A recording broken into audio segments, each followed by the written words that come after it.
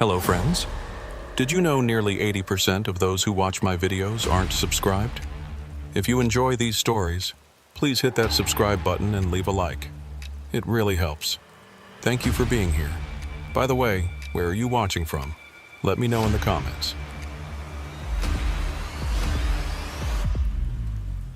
The thermometer on Dusty Morrison's dashboard read 127 degrees Fahrenheit when his air conditioning system died somewhere between Barstow and Needles on Interstate 40. It was July 17, 2023, and what most truckers called the Devil's Highway was living up to its reputation. The Mojave Desert stretched endlessly in every direction, a hostile ocean of sand and scorched earth that could kill a man in hours if he wasn't careful.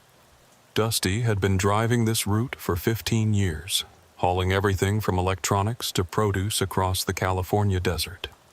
At 53 years old, with skin like worn leather and eyes permanently squinted from years of staring into the desert sun, he thought he'd seen everything the Mojave could throw at him. The breakdown of his AC wasn't his first rodeo with equipment failure in extreme heat. But something about this particular afternoon felt different. Wrong, somehow. The load he was hauling didn't help his unease.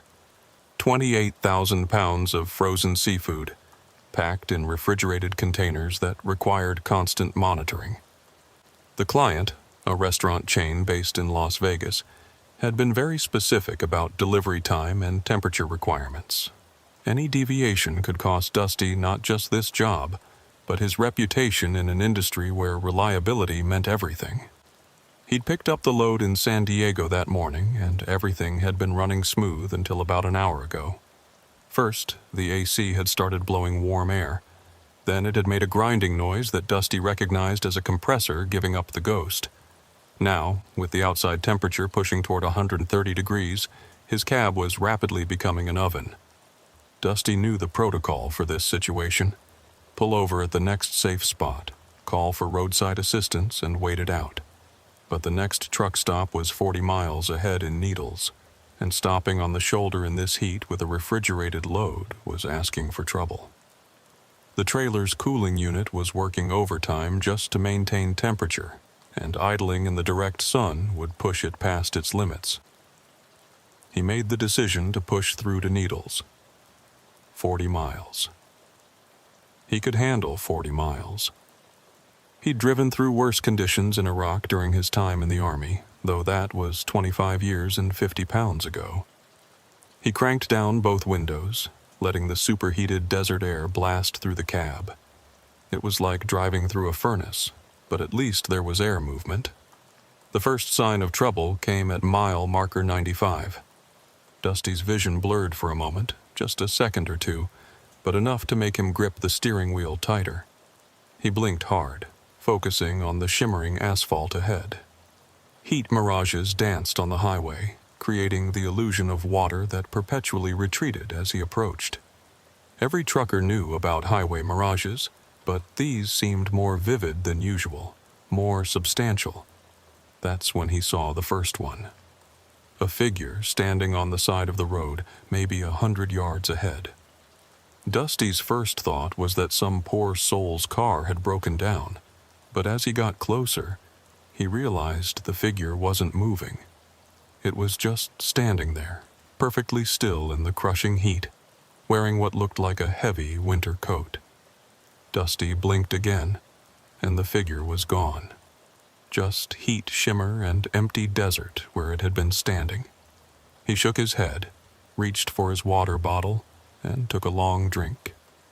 The water was warm, almost hot, but he forced himself to drink deeply. Dehydration was the enemy out here, especially when the AC was shot. Mile marker 90. The headache started as a dull throb behind his eyes, pulsing in time with his heartbeat.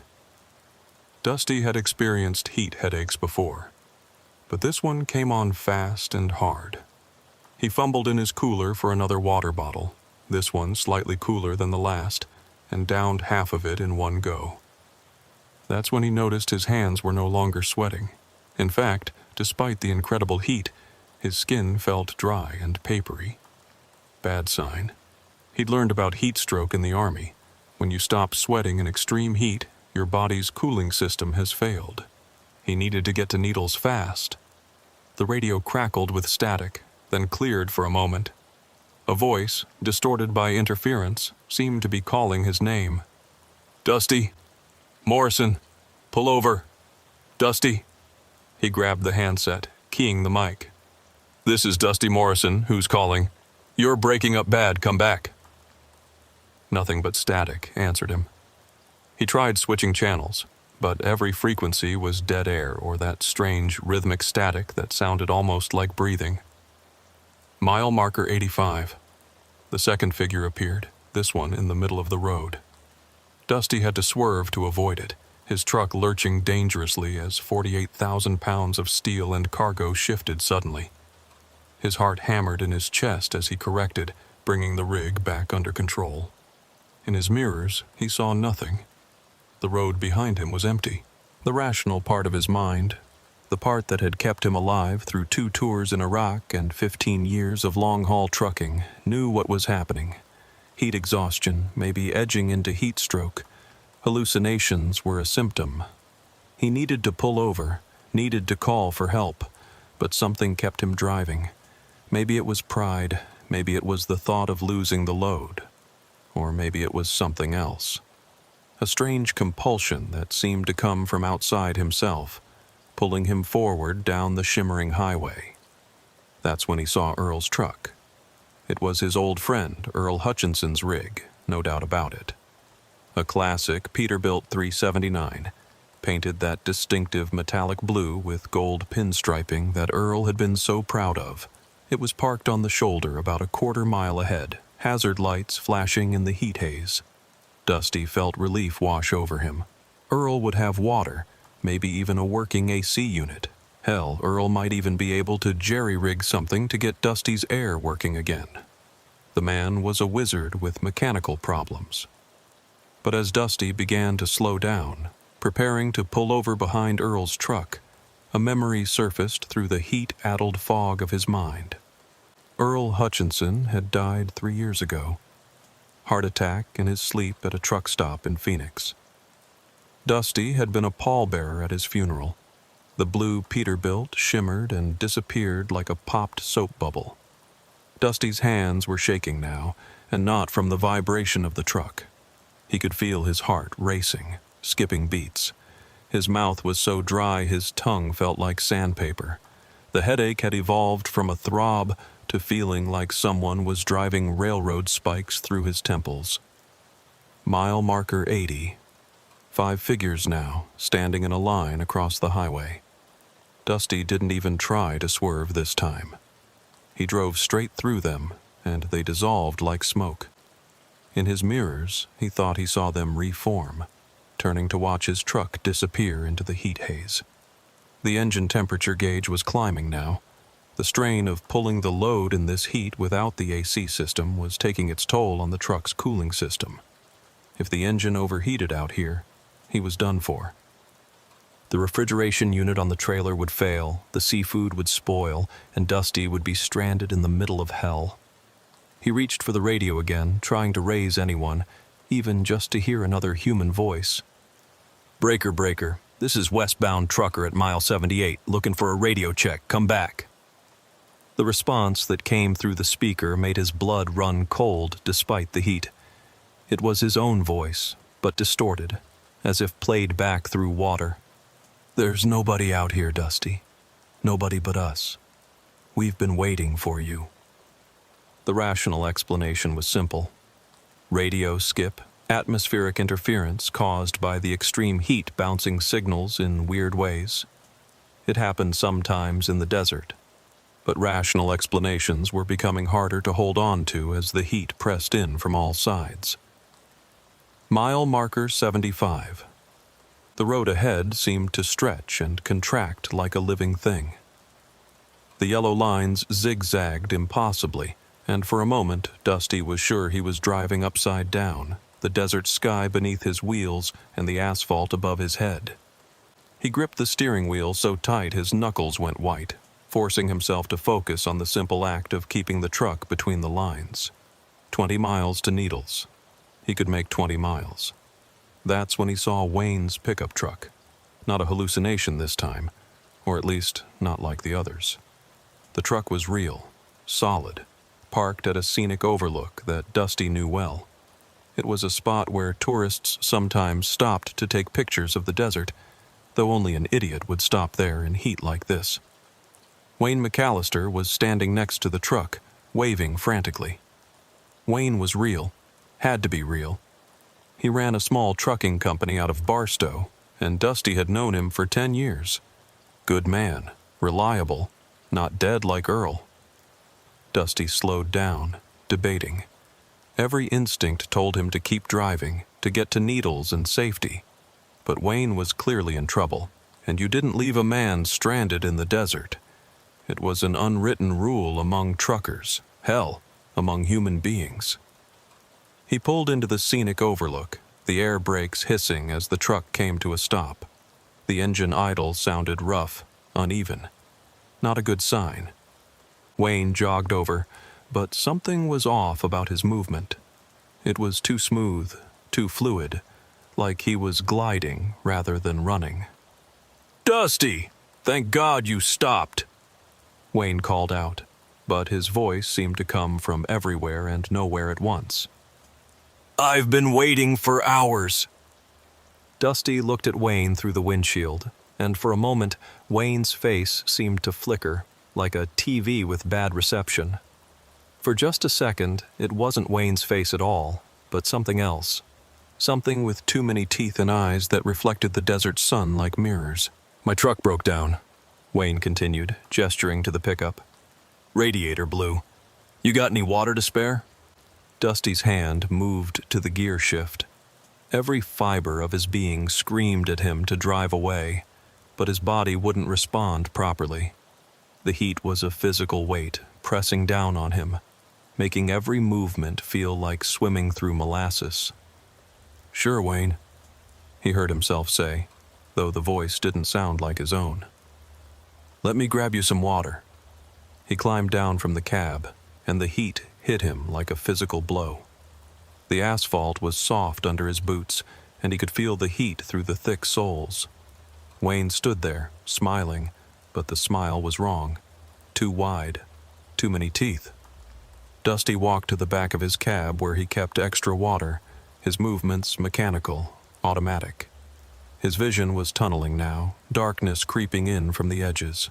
Wayne followed, still talking, but the words didn't make sense anymore. They sounded like wind through empty buildings, like whispers from deep underground. As Dusty reached for the water jugs, he happened to glance at Wayne's pickup truck.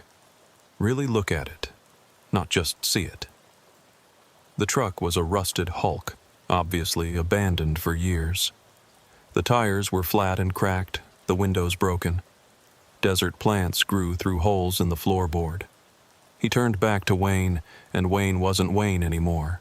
The thing standing there wore Wayne's clothes, but the face was melting in the heat, features sliding like wax.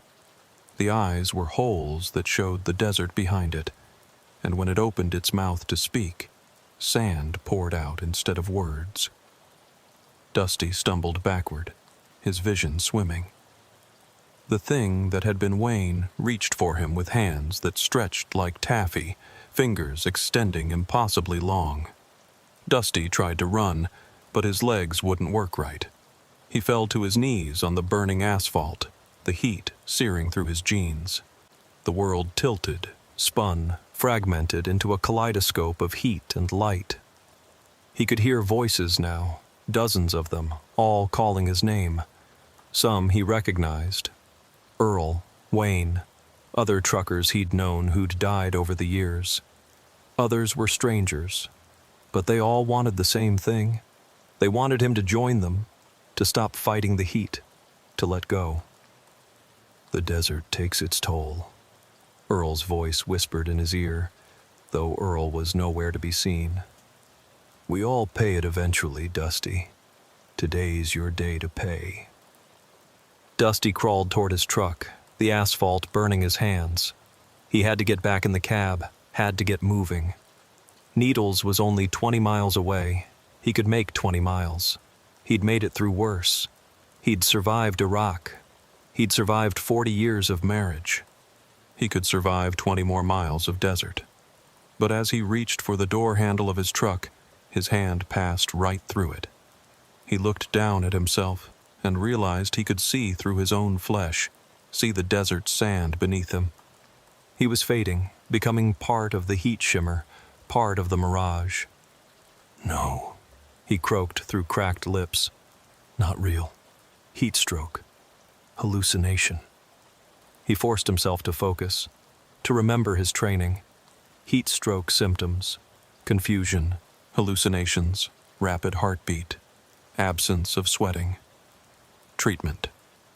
Immediate cooling, hydration, medical attention. He was still rational enough to diagnose himself, which meant he still had a chance. With enormous effort, he solidified his hand enough to grasp the door handle. It was real hot metal under his palm. He hauled himself up and into the cab, slamming the door behind him. The thing that looked like Wayne was pressed against his window now, its melted face leaving streaks on the glass. Dusty threw the truck in gear and floored it, not caring about the rough idle or the climbing temperature gauge. The truck lurched forward, tires screaming on the soft asphalt. In his mirrors, he saw dozens of figures emerging from the desert, all moving toward the scenic overlook he'd just left. They walked with that same gliding motion, and even from a distance, he could see their faces were all wrong. Mile marker 70. The engine coughed, sputtered, but kept running. The temperature gauge was redlined now, and Dusty could smell burning oil. The refrigeration unit on the trailer had gone silent, either failed or automatically shut down to prevent catastrophic damage. 28,000 pounds of seafood was slowly cooking in the desert heat, but Dusty didn't care. Survival was all that mattered now. The highway ahead looked like a river of molten silver. More figures lined both sides of the road, hundreds of them now, all watching his truck pass. Some waved, some stood perfectly still. All of them were wrong, twisted, melted by the desert heat into things that had once been human, but weren't anymore. 15 miles to Needles. The radio crackled to life one more time. This time it was his own voice, clear and undistorted. "Pull over, Dusty. You're going to blow the engine. Pull over and rest." The desert is patient. The desert can wait. He ignored it, keeping his eyes fixed on the road ahead. But the road was changing, twisting into impossible shapes. For a moment he was driving straight up into the sky. Then he was underwater. The desert transformed into an ocean of sand. Reality flickered like a dying light bulb, showing him glimpses of different worlds, different possibilities. In one, he saw himself pulling over, climbing out of the truck, walking into the desert and disappearing. In another, he saw his truck overturned on the highway, his body thrown through the windshield.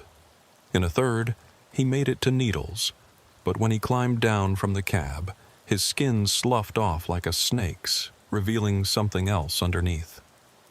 10 miles to Needles. The engine died. The silence that followed the engine failure was absolute.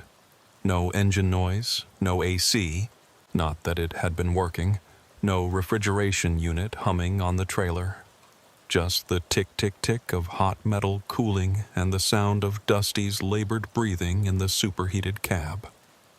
The truck rolled to a stop on the shoulder, momentum carrying it a few hundred yards before physics won. Dusty sat there for a moment, hands still gripping the dead steering wheel, watching the heat mirages dance on the asphalt ahead. The dashboard thermometer had given up trying to read the outside temperature, displaying only an error message. He knew he should get out, pop the hood, see if there was anything he could do. But getting out meant facing the desert, and the desert was full of things that shouldn't exist. Through his windshield he could see them gathering, keeping their distance for now but clearly interested in his stationary truck. His cell phone showed no signal, which wasn't unusual for this stretch of highway. The satellite emergency beacon that his company had installed should work, but when he pressed the button, nothing happened. The LED that should have glowed red remained dark. Even the electronics were failing in this heat. Dusty reached for his water bottles, found them all empty. When had he drunk them all? He couldn't remember. Time was playing tricks on him, speeding up and slowing down seemingly at random. According to his watch, it was 3:47 p.m., but the sun seemed to be in the wrong position for that time. Too high, too bright. A knock on his door made him jump. Wayne was back, standing right outside his cab, that too-wide smile still stretching his melting face. Up close, Dusty could see things moving under Wayne's skin, like worms or snakes, creating rippling patterns across his cheeks and forehead. "Engine trouble, Dusty?" Wayne asked, his voice coming from somewhere that wasn't his mouth. "That's a shame. Real shame. Why don't you come out? We can fix it together." "You're not real," Dusty said, his voice barely a croak. "You're just heat stroke. Hallucination." Wayne laughed, and the sound was like glass breaking in reverse. "Oh, Dusty, everything's real in the desert. That's the problem. Too much real all at once. Your brain can't process it all, so it shows you things you can understand. Melting faces, desert ghosts. But we're so much more than that." More figures were approaching now, surrounding the truck. Dusty recognized some of them. Truckers he'd known, workers from truck stops, even what looked like tourists in Hawaiian shirts and sandals. All of them moved wrong, existed wrong, their bodies not quite obeying the laws of physics. Earl's voice came from the radio, even though the radio was off. "Remember that time in Fresno, Dusty, when we drove all night to make that delivery? You said the highway felt alive that night, like it was breathing. You were right. It's always been alive. We just couldn't see it until we paid the toll."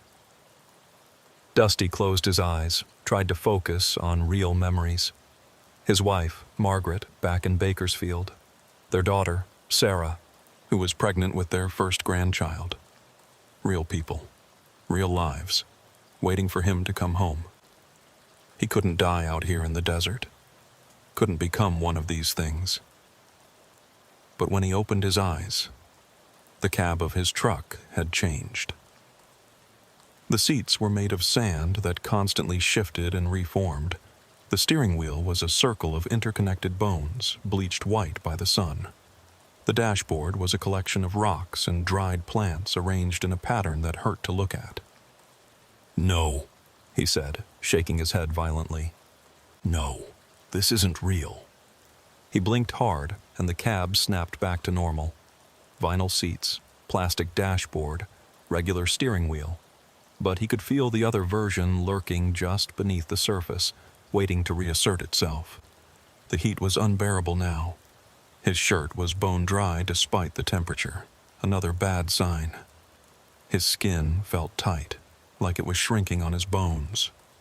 When he looked at his hands, they seemed older than before, more wrinkled, with liver spots he didn't remember having. Time was wrong here. He looked at his watch again, 5:23 p.m. But he'd just looked at it, and it had been 3:47, an hour and a half gone in what felt like seconds. Or had it been longer? The sun was lower now, painting the desert in shades of orange and red. Wayne was still at his door, patient as the desert itself. Time doesn't work right when you're between states, Dusty. Between living and joining us. Between real and unreal. You can sit in that cab for hours, days, weeks. Doesn't matter. We'll wait. The desert always wins in the end. Dusty forced himself to think practically. He was maybe 10 miles from Needles. In normal conditions, he could walk it in 3 hours. But these weren't normal conditions, and he wasn't sure he could walk 10 feet, let alone 10 miles. His body felt wrong, disconnected, like it belonged to someone else. He tried the radio one more time, switching to the emergency channel. "Mayday, Mayday, this is trucker Dusty Morrison. Broken down on I-40 westbound near mile marker 60. Need immediate assistance. Suffering from heat exhaustion. Please respond." The voice that answered was his daughter's, which was impossible because Sarah didn't have a CB radio. "Dad, where are you? We've been looking for you for days. Mom's worried sick." "Sarah?" Dusty's voice broke. "Sarah, honey, I'm on I-40, near Needles. Send help." "Dad, you've been missing for 3 days. Your company said you never made the delivery. They found your truck, but you weren't in it. Where are you, Dad?" 3 days? That couldn't be right. He'd left San Diego this morning, hadn't he? Dusty looked at the receipt from his fuel stop in San Diego. The date was wrong, 3 days ago. The timeline in his head scrambled, rearranged, fell apart. Had he been sitting here for 3 days, driving in circles, lost in the desert? "I'm in my truck," he told the radio. But even as he said it, he wasn't sure it was true. Was he in his truck? Or was he standing outside looking in at himself? Or was he somewhere else entirely? And all of this was just his dying brain trying to make sense of its last moments. The figures outside were pressing closer now, their faces against every window. Not just Wayne and Earl now, but dozens of them, maybe hundreds, all with those melting features, those wrong proportions, those eyes that showed too much. One of them, a woman in a sundress that might have been white once but was now the color of dried blood, spoke without moving her lips. "You've been driving the same 10 miles for 3 days, Dusty. Round and round like a record skipping. Your truck ran out of gas 2 days ago, but you kept driving anyway. That's when you started to understand." "Understand what?" Dusty asked, though he was afraid of the answer. "That the desert doesn't just take water from you. It takes everything. Your heat, your moisture, your time, your memories, yourself.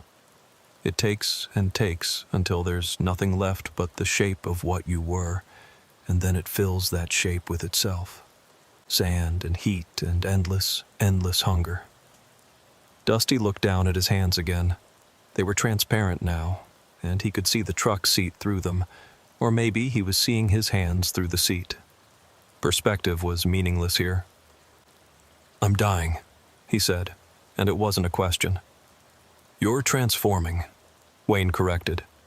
"Death is just a doorway in the desert. We all went through it. Earl had his heart attack right here, did you know that? Not in Phoenix. Here, at this exact spot. The desert called him, and he answered. Just like it's calling you." More memories surfaced, but Dusty couldn't tell if they were real or invented. He remembered Earl's funeral, but he also remembered Earl dying on this highway. He remembered making it to Needles, but he also remembered never leaving San Diego. He remembered being 25 and 53 simultaneously. The sun was setting now, or rising, or doing both at once. The desert was all colors and no colors, bright and dark, hot and cold. Dusty's body was all contradictions, heavy and weightless, solid and gaseous, present and absent. He tried to open the truck door, but his hand passed through the handle. Tried again, and this time the handle passed through his hand. On the third try, the door simply ceased to exist, and he fell out onto the desert floor. The sand was cool, which made no sense. It should have been scalding after a day in the sun, but as he looked closer, he realized it wasn't sand at all. It was snow. The desert had become a frozen wasteland, and his truck was buried in a snowdrift. "No," he said, and the snow became sand again. Hot sand that burned his palms as he tried to push himself up. The figures surrounded him now, a circle of impossible beings that had once been human. They didn't attack, didn't threaten. They just watched with those hollow eyes that showed the desert behind them. "The highway takes its toll," they said in unison, their voices creating harmonics that shouldn't exist. "Every mile demands payment. You've driven these roads for 15 years, Dusty Morrison. Did you think you could travel them for free forever? Dusty tried to stand but found he had no legs, looked down and saw his lower body had merged with the sand, becoming part of the desert floor. He could feel every grain, every insect, every underground root system. The desert was vast, and he was becoming part of it. Fight it, he told himself, but his voice was wind through canyons now. This isn't real. Heat stroke, hallucination, fight it. But fighting required energy, and energy required a body, and his body was dispersing into the landscape. He could feel himself spreading out, his consciousness diluting like water poured into an ocean. He was the highway now, could feel every vehicle traveling his asphalt spine. He was the desert, could taste the fear of every lost traveler. Yet somehow, impossibly, he was also still Dusty Morrison, trucker, husband, father. That core of identity refused to dissolve, no matter how thin it was stretched. "Help!" he whispered with a mouth made of sand. "Someone help me." The response to Dusty's plea came from an unexpected source. His CB radio, still somehow functioning in the cab of his truck, despite everything else failing. But it wasn't a voice that answered. It was a song, faint and distorted, playing through the static. An old country tune he recognized from his younger days, something about highways and home. The music seemed to solidify him slightly, pulling his dispersed consciousness back toward a central point. He could feel his body reforming, though it felt different than before. Lighter, less substantial, like he was made of heat shimmer and desert wind. Wayne and Earl and the others backed away slightly, their melted faces showing something that might have been surprise or concern. "You're stronger than most," Wayne said, his voice less certain than before. "Most people just let go, accept what the desert offers, but you're fighting it." "Damn right I'm fighting," Dusty managed to say, his voice still raw but more human than it had been. "I've got a family, a life. I'm not becoming one of you things." Earl laughed, but it was sad rather than mocking. "We all had families, Dusty, lives, dreams. The desert doesn't care about any of that. It takes what it wants."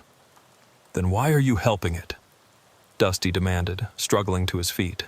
His legs felt like they were made of jelly, but they held his weight. "We're not helping it," the woman in the blood-stained sundress said. "We are it now. When you stay in the desert long enough, when you give it enough of yourself, you become part of its ecosystem, like cacti, like rattlesnakes, like mirages."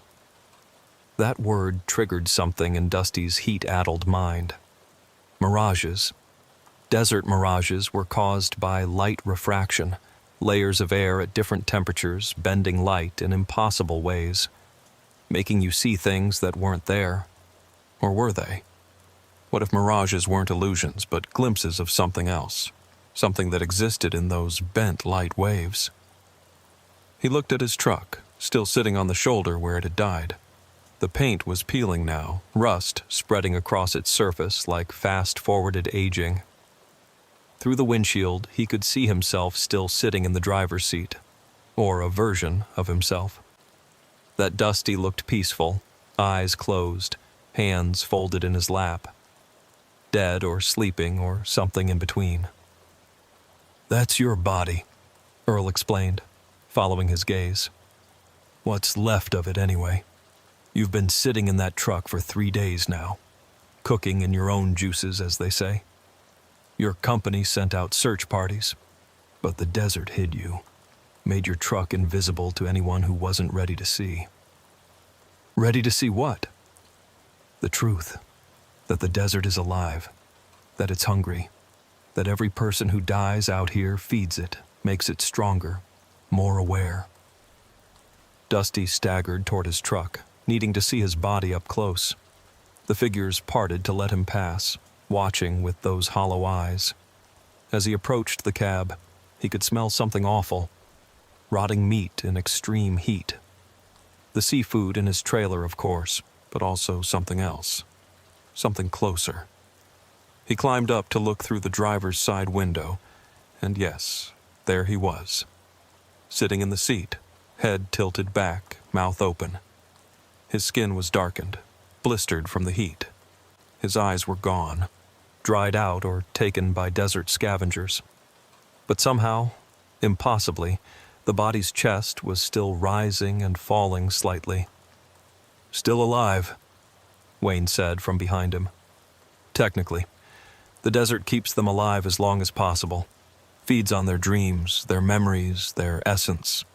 When there's nothing left to take, then it lets them die. But by then, they're already part of it."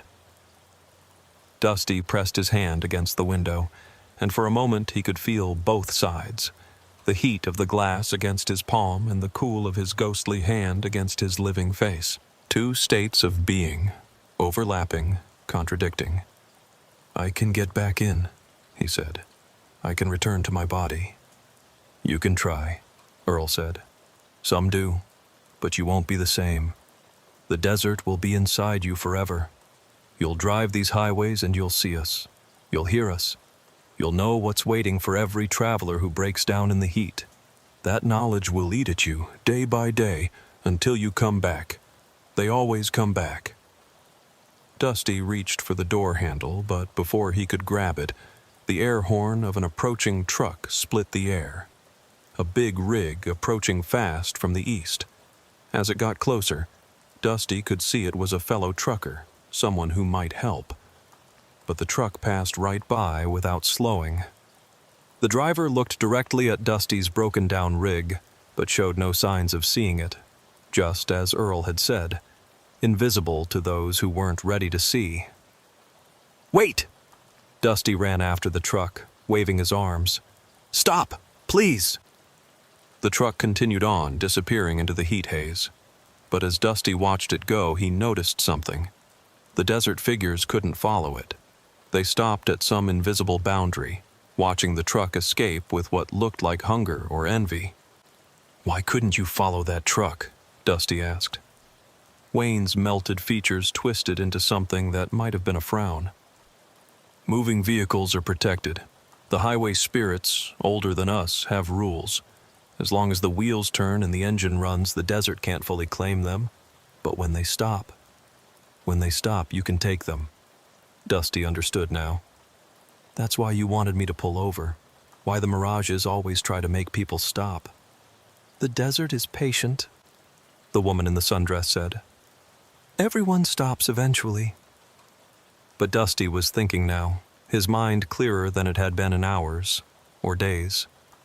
The music from his CB radio was still playing, faint but persistent.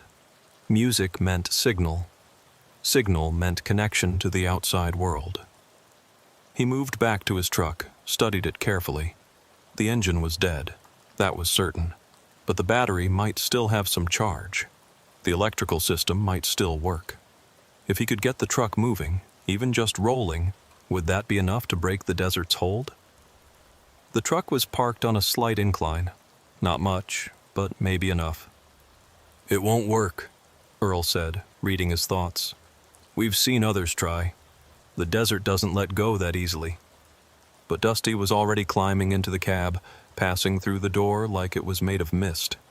Inside, his body sat rotting in the heat, but he ignored it, focusing on the controls. The key was still in the ignition. He turned it, and amazingly, the dashboard lights flickered on. Weak, but there. He released the parking brake. Nothing happened for a moment. Then, slowly, almost imperceptibly, the truck began to roll. Just an inch, then a foot, then faster. The desert figures screamed. It wasn't a human scream, but the sound of wind through canyons, of sand grinding against stone, of heat itself given voice. They rushed toward the truck, but as soon as the wheels started turning, they hit that invisible barrier and bounced back. The truck was picking up speed now, rolling down the slight grade. Not fast, maybe 5 miles per hour, but movement nonetheless. Dusty could feel something changing, a pull like gravity drawing him back toward his body. No! Wayne reached through the barrier, his arms stretching impossibly long, fingers becoming tendrils of heat that wrapped around the truck's bumper. You can't leave!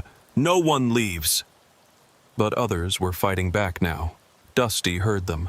Real voices on the CB radio, truckers for miles around all talking at once.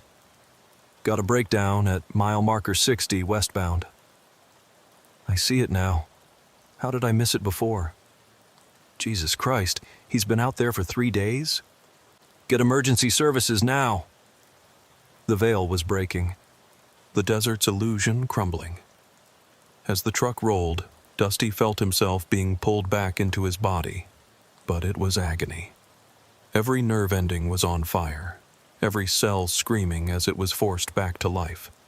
He could taste the death in his mouth, feel the sunburn like acid on his skin, experience every moment of the 3 days he'd been sitting in the heat. But he was alive. Damaged, possibly dying, but alive.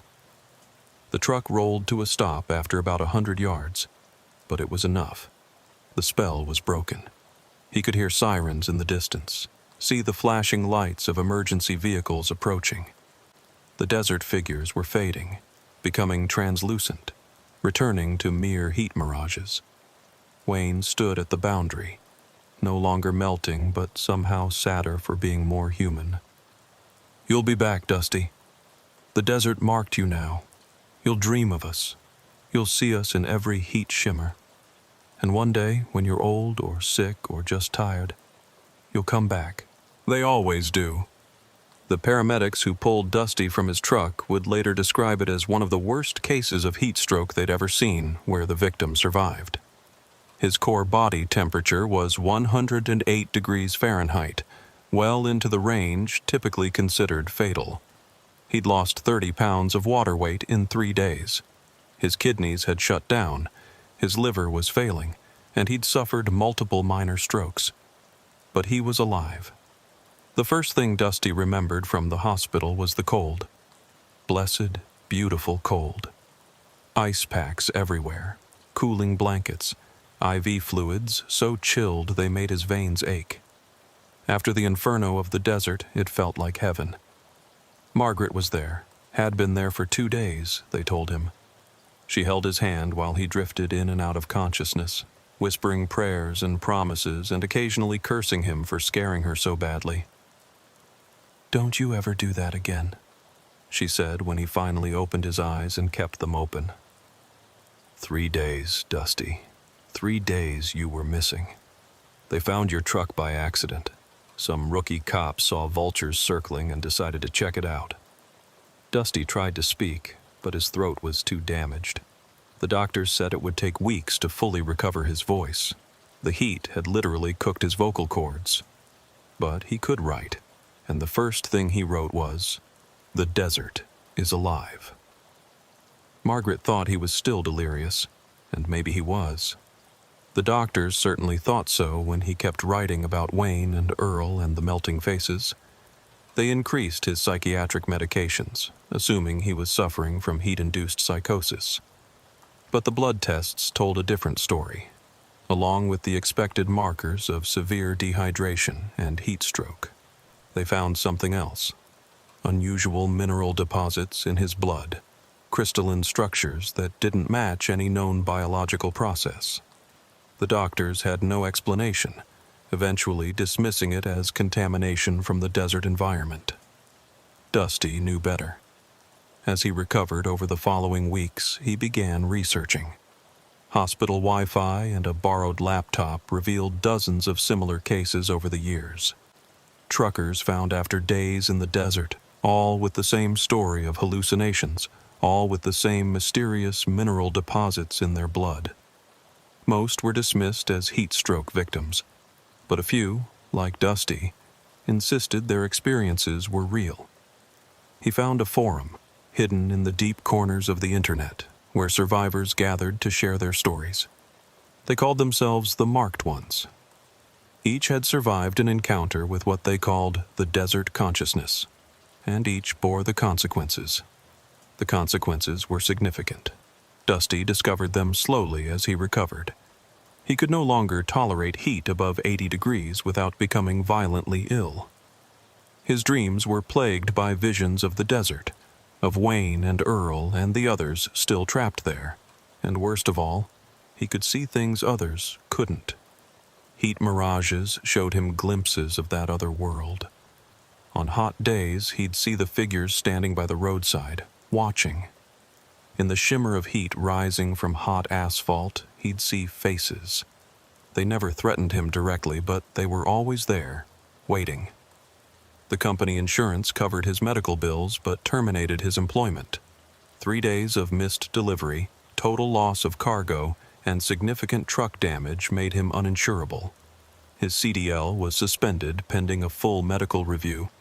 His career as a trucker was effectively over. But maybe that was for the best. Sarah came to visit with her husband, her pregnant belly showing now. 6 months, along with Dusty's first grandchild. As she sat beside his hospital bed, Dusty found himself staring at her, memorizing every detail. He'd come so close to never seeing her again, to becoming one of those things in the desert. "Dad, you're freaking me out with the staring," Sarah said, but she was smiling. He wrote on his notepad, "Just happy to see you." "Mom says you've been having nightmares. About the desert?" He nodded. "The doctors say it's normal. Trauma response. It'll fade with time." He wanted to tell her it would never fade, that the desert had marked him, claimed a piece of him. But instead, he just squeezed her hand and nodded again. The physical therapy was grueling. His muscles had atrophied significantly during his ordeal, and the heat damage to his organs meant he tired easily. But Dusty pushed through it with the same determination that had kept him alive in the desert. Every step, every exercise was a defiance of what had tried to claim him. 3 months after the incident, he was finally released from the hospital. Margaret drove him home to Bakersfield, taking the long way to avoid Interstate 40. She didn't say why, but Dusty knew she'd researched his route, knew where he'd broken down. She was protecting him from having to see that stretch of highway again. Their house felt foreign after so long away. Everything was the same, but Dusty was different. He found himself checking the temperature constantly, keeping the air conditioning at 68 degrees, even though Margaret complained about the electric bill. He couldn't explain that anything warmer made him feel like he was back in that truck, cooking in his own skin. The first dust devil he saw sent him into a panic attack. It formed in their backyard on a windy afternoon, just a small whirlwind of dust and leaves. But Dusty saw faces in it, heard whispers in its rotation. He locked himself in the bathroom until it passed, Margaret knocking worriedly on the door. "It's just wind, honey," she said. "Just wind." But Dusty knew better. The desert had followed him home. He started therapy, both physical and psychological. The physical therapy helped rebuild his strength. The psychological therapy was less successful. How could he explain to a therapist what had really happened without sounding insane? So he played along, agreed it was all hallucinations, took the prescribed medications. The medications helped with the anxiety, but did nothing for the visions. If anything, they made them worse. The boundaries between real and unreal became blurrier. Sometimes he'd see Wayne standing in his backyard, melted face pressed against the window. Sometimes Earl would be sitting in his living room, watching TV like nothing had happened. "You can't escape us, Dusty," Earl would say conversationally. "We're part of you now. That mineral in your blood, that's desert. Pure crystallized desert. You're carrying us with you wherever you go." 6 months after the incident, Dusty received a package with no return address.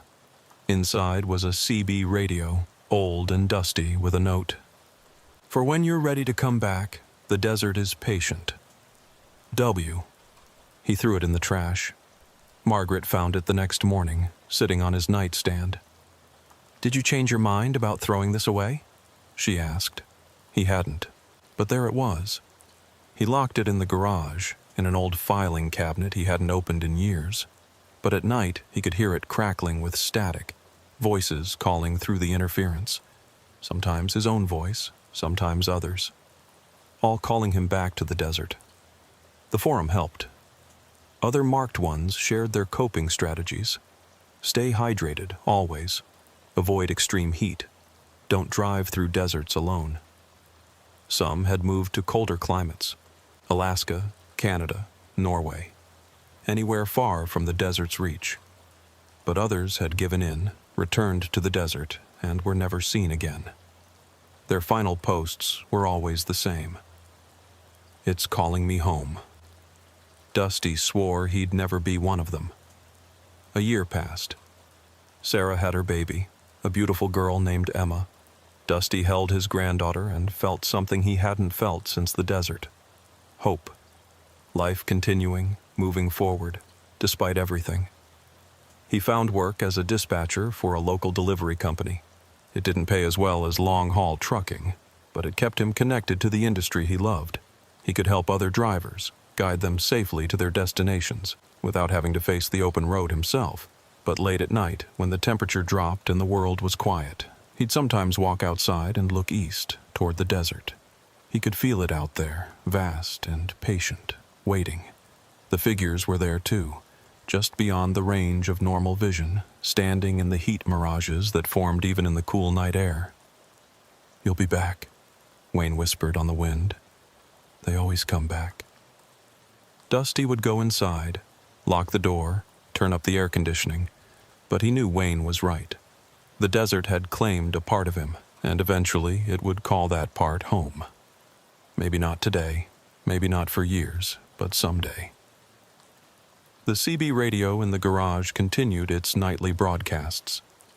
Sometimes Dusty would stand outside the locked cabinet, listening to the voices of the lost calling through the static. He recognized some of them now, truckers who'd gone missing over the years, their names appearing on the forum as new members who posted once about their experience, and then never again. One night, 2 years after his ordeal, the radio broadcast something different. Not voices, but coordinates, latitude and longitude, repeated over and over. Dusty wrote them down before he could stop himself. The location was in the Mojave, not far from where he'd broken down. He looked up the spot on Google Earth. There was nothing there, just empty desert. But when he zoomed in, he could see tracks. Dozens of them, maybe hundreds, all leading to the same spot and then just ending. He knew he should ignore it. Throw away the coordinates, forget about the radio, focus on his new life. But the curiosity gnawed at him. What was out there? What were all those drivers finding? Margaret noticed his distraction. "You're thinking about it again, aren't you? The desert?" He couldn't lie to her. Never could. It left something unfinished. "I can feel it." "Dusty, no. You nearly died. You can't go back out there." "I know," he said. But they both heard the uncertainty in his voice. The dreams got worse.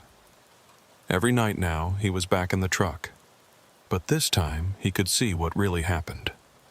The desert hadn't just tried to take him. It had been trying to show him something important. Something that explained why it collected souls, why it needed the essence of travelers. In the dreams, Wayne and Earl weren't monsters. They were guardians, protecting something ancient and vital. The desert itself was alive, yes, but it was also dying.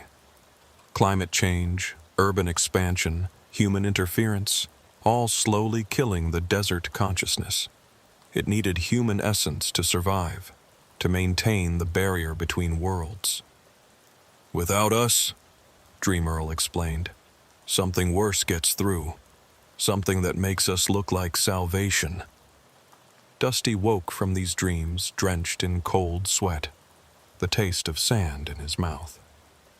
3 years after his ordeal, on a day when the temperature hit 115 degrees in Bakersfield, Dusty made a decision. He told Margaret he was going to a doctor's appointment. Instead, he drove east. Not in a truck this time. He'd bought an old sedan, reliable with excellent air conditioning. The drive to the coordinates took 4 hours. He parked at the side of the highway, the same highway where he'd nearly died, and walked into the desert. They were waiting for him. Not just Wayne and Earl, but dozens of them. All the marked ones who'd returned. They looked more solid than before, more real, less melted, more preserved.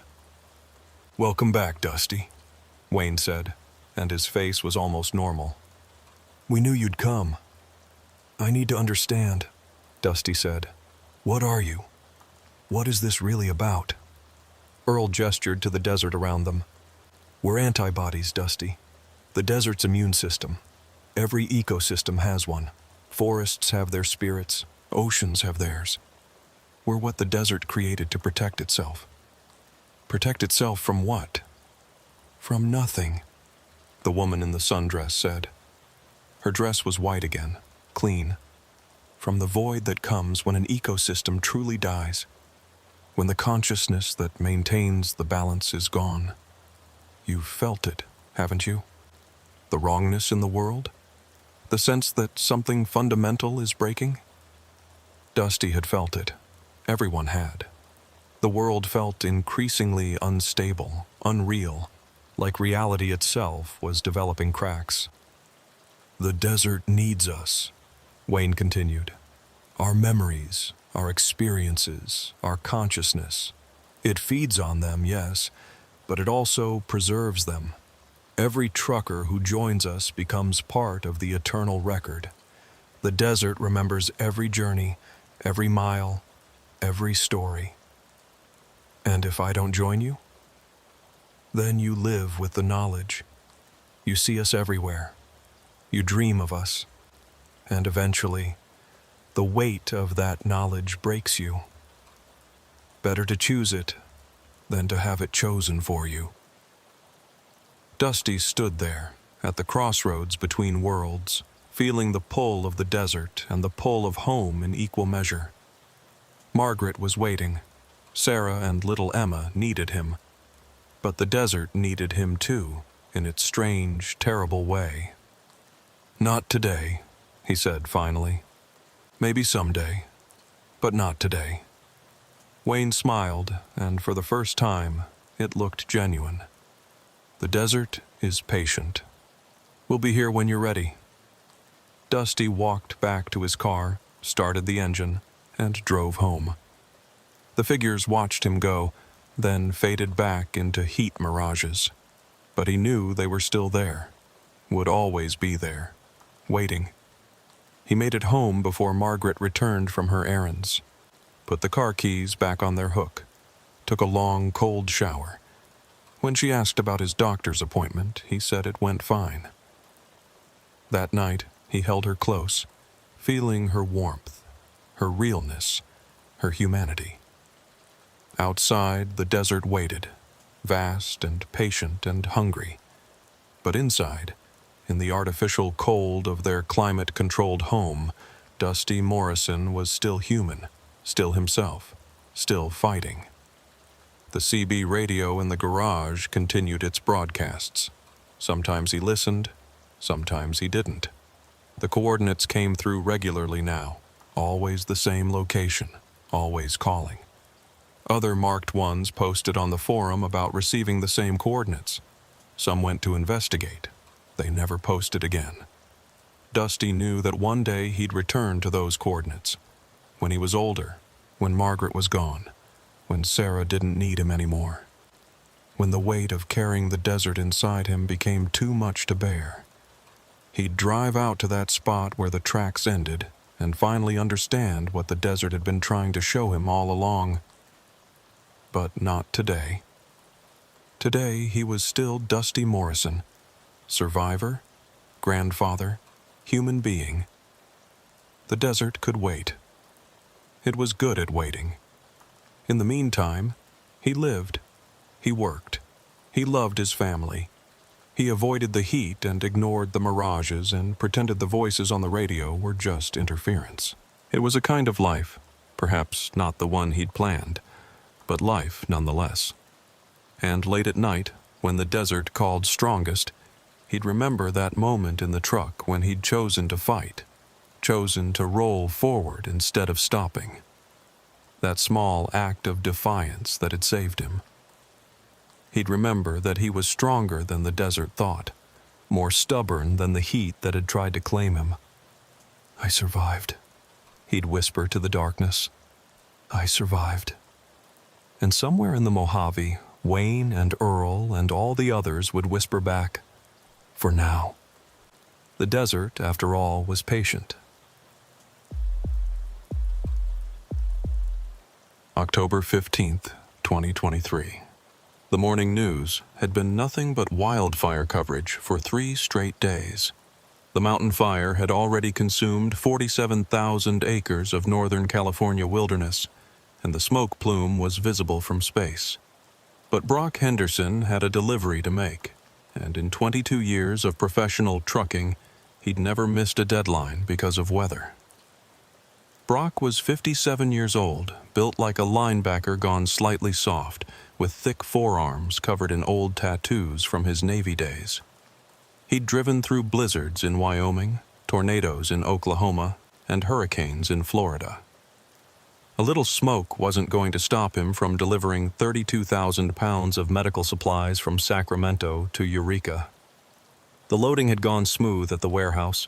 Dale, the dock supervisor Brock had known for almost a decade, had seemed worried as they secured the final pallets. "You sure about this run, Brock?" Dale had asked, squinting at the orange-tinted sky. Even here in Sacramento, 70 miles from the fire line, the air quality was listed as very unhealthy on every weather app. "Highway 299's right in the path of that smoke plume." "Company says it's critical," Brock had replied, checking the tie-down straps one more time. "Hospitals in Eureka are running low on supplies because everybody's been rerouting south." Dale had handed him a box of N95 masks. "Take these. That old truck of yours ain't exactly airtight." Brock had laughed it off at the time, but now, heading northeast on Interstate 5 toward the Highway 299 turnoff, he was grateful for Dale's foresight. The smoke was getting thicker with every mile. What had started as a brown haze on the horizon had become a wall of gray-orange fog that reduced visibility to maybe a quarter mile. His 2006 Kenworth W900 was a beast of a machine, reliable as sunrise, but Dale was right about it not being airtight. Brock could already smell the smoke seeping in through the door seals and ventilation system. It had a distinct odor, not just wood smoke, but something chemical, synthetic. All the houses and cars and human things that got caught in the fire's path, returning to the atmosphere as toxic vapor. He put on one of the N95 masks, adjusting it to sit properly over his nose and mouth. It helped, but not much. The smoke seemed to find every gap, every imperfect seal. His eyes were already starting to water. The CB radio crackled with trucker chatter, voices distorted by static that seemed worse than usual. "Eastbound on 299, this is Frank in the Yellow Pete," came a voice through the interference. "Visibility's down to nothing past Weaverville, like driving through chocolate pudding out here." Another voice responded, "That's a big 10-4, Frank. I'm westbound at mile marker 42, and I can't see more than 2 truck lengths ahead, thinking about pulling off at the next wide spot." Brock keyed his mic. "This is Brock in the Burgundy Kenworth, just turning onto 299 from I-5. How's the road surface? Any accidents or delays?" Frank's voice came back, but it was different now, strained. "Road's clear far as I can tell, but something ain't right out here. Saw a car on the shoulder about 10 miles back, doors open, nobody around. And there's debris in the road. Can't tell what it is through the smoke." The Highway 299 turnoff came up faster than expected, the smoke playing tricks with distance perception. Brock downshifted smoothly, feeling the weight of his load shift as he took the curving ramp. This was the part of trucking he'd always loved, the precision of handling a big rig, the dance between man and machine. But today, that dance felt off. The controls were sluggish, like the smoke was somehow adding resistance to everything. As he merged onto 299 heading west, the world outside his windshield transformed into an alien landscape. The smoke was so thick now that the sun, which should have been climbing toward noon position, was just a dim orange disk that could have been anywhere in the sky. The forest on either side of the highway was invisible, hidden behind curtains of gray and brown that swirled and shifted in patterns that didn't match the wind.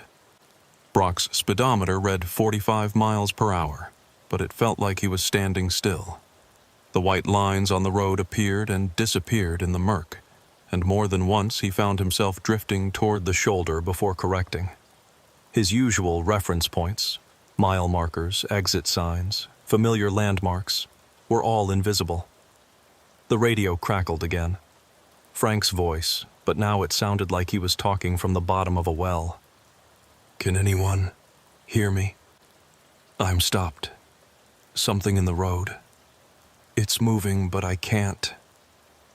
Static swallowed the rest. Brock tried to respond, but his own voice sounded strange in his ears, muffled and distant despite the mask. "Frank, this is Brock. What's your 20, Frank?" No response. No, just that rhythmic static that sounded almost like breathing. Deep, labored breathing. 10 miles in, Brock encountered his first abandoned vehicle. A blue sedan sat perfectly centered in the right lane, like someone had simply stopped driving and gotten out. The doors were closed, hazard lights still blinking weakly through the smoke. Brock slowed to a crawl, easing around it in the left lane. As he passed, he glanced through the sedan's windows. The keys were still in the ignition, the engine still running. His chest was starting to feel tight. Not pain exactly, but pressure, like someone was sitting on his rib cage. The N95 mask, which had felt restrictive before, now seemed completely inadequate. Every breath was work, and what air he did get tasted of ash and chemicals and something else. Something organic and wrong. Mile marker 25, or what he thought was mile marker 25. The signs were unreadable through the smoke. Another abandoned vehicle, this time a pickup truck, jackknifed across both lanes. Brock had to use the shoulder to get around it, feeling his trailer tires grab at the loose gravel. The pickup's driver door hung open, and there were drag marks in the ash that had settled on the asphalt. Like someone had pulled something heavy away from the vehicle. The pressure in his chest was getting worse. Brock reached for his water bottle, pulled down the mask for a moment to take a drink, and immediately regretted it.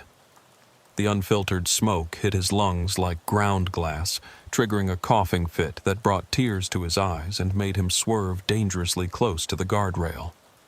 When the coughing finally stopped, he noticed his vision was starting to tunnel. The edges of his sight were going dark, leaving only a shrinking circle of murky orange light straight ahead. Carbon monoxide poisoning. He'd read about it in safety briefings. Wildfire smoke was full of CO, and his old truck's cabin wasn't sealed enough to keep it out. He needed to stop, needed to get out and get fresh air. But there was no fresh air out there, just more smoke, thicker smoke, and those drag marks by the abandoned pickup.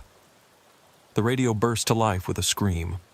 It was quick, cut off almost immediately, but unmistakably human. Male, terrified, in pain. Then Frank's voice, but wrong, like a recording played at the wrong speed. "Don't stop. Whatever you see, don't stop. They're using the smoke. They're in the smoke." Brock's hands were shaking now. The tremor started in his fingers and worked its way up his arms. Another symptom of CO poisoning, or just fear. He couldn't tell anymore. His thoughts were becoming fragmented, disconnected. He'd been driving for... how long? He looked at his dash clock, but the numbers didn't make sense. Had he been on 299 for 20 minutes or 2 hours? A figure appeared in the road ahead. Through the smoke, it was just a dark shape at first, human-sized, standing in the middle of the westbound lane. Brock slowed, squinting through the windshield. As he got closer, details emerged from the murk. A man in what looked like firefighter gear, waving his arms. Brock's first instinct was relief. Firefighters meant help, meant rescue, meant someone who knew what was going on. But as he got closer, something seemed off about the figure's movements. They were too fluid, too smooth, like the smoke itself had taken human form. He slowed to maybe 10 miles per hour, peering through the windshield. The firefighter's face shield was up, revealing features that were wrong. The proportions were off. Eyes too far apart, mouth too wide, skin that seemed to ripple and shift like it was made of smoke itself. The figure smiled, and Brock saw that its teeth were black, charred like burnt wood. He floored the accelerator, and the thing in firefighter gear dove aside at the last second. In his mirrors, Brock saw it stand up, unhurt, still smiling with those burnt teeth. Then the smoke swallowed it. His breathing was getting harder. Each inhalation was a conscious effort, and what air he got didn't seem to be enough. His fingernails were turning blue. He noticed when he reached to adjust the mirror. Cyanosis. Not enough oxygen in his blood. The road ahead was disintegrating into chaos. More abandoned vehicles. Some crashed into each other. Some simply stopped. Personal belongings scattered on the asphalt. Suitcases, boxes, children's toys. Like people had tried to flee on foot and dropped everything. And there were more figures in the smoke now. Dozens of them, all wearing uniforms. Firefighter gear, police uniforms, paramedic outfits.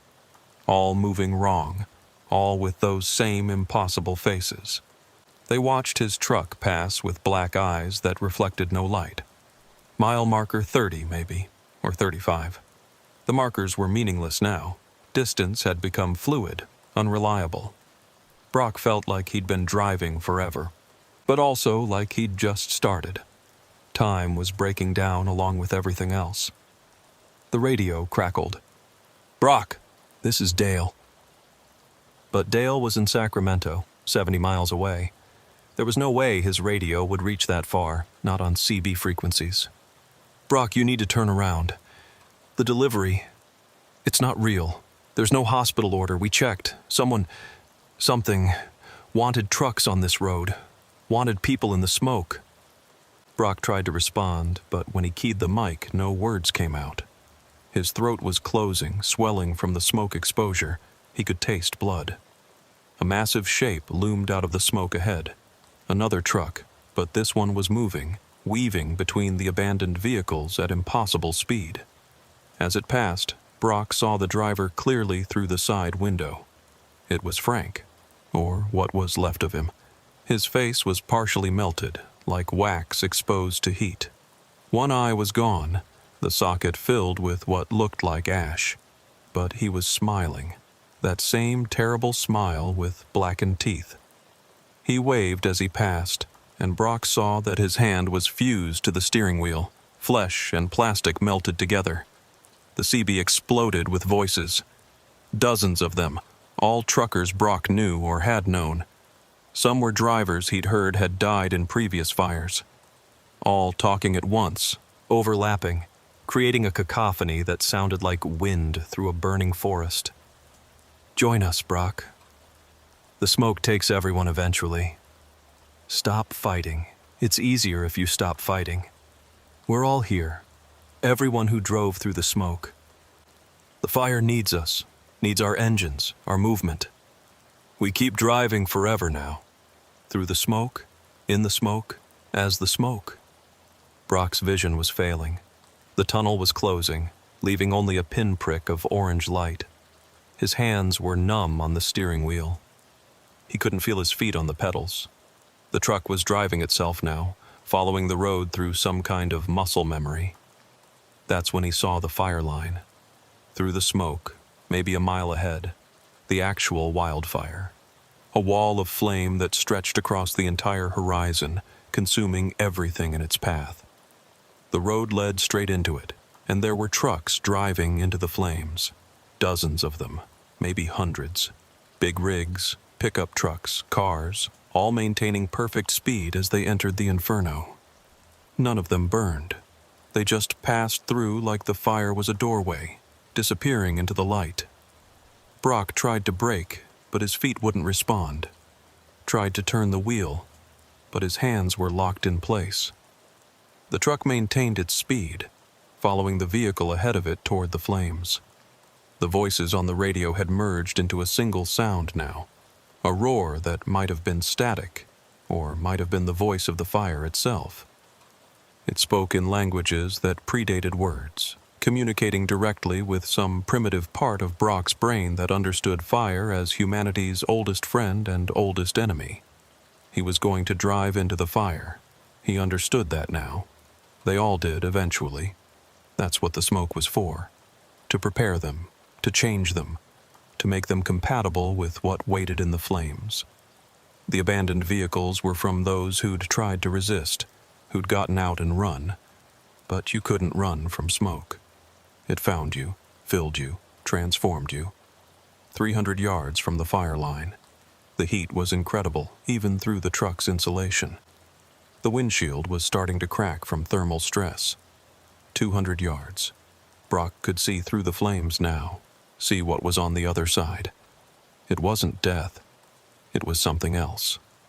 A road that existed between states, between real and unreal, between smoke and fire and flesh. 100 yards. His thoughts were fragmenting, becoming smoke themselves. 50 yards.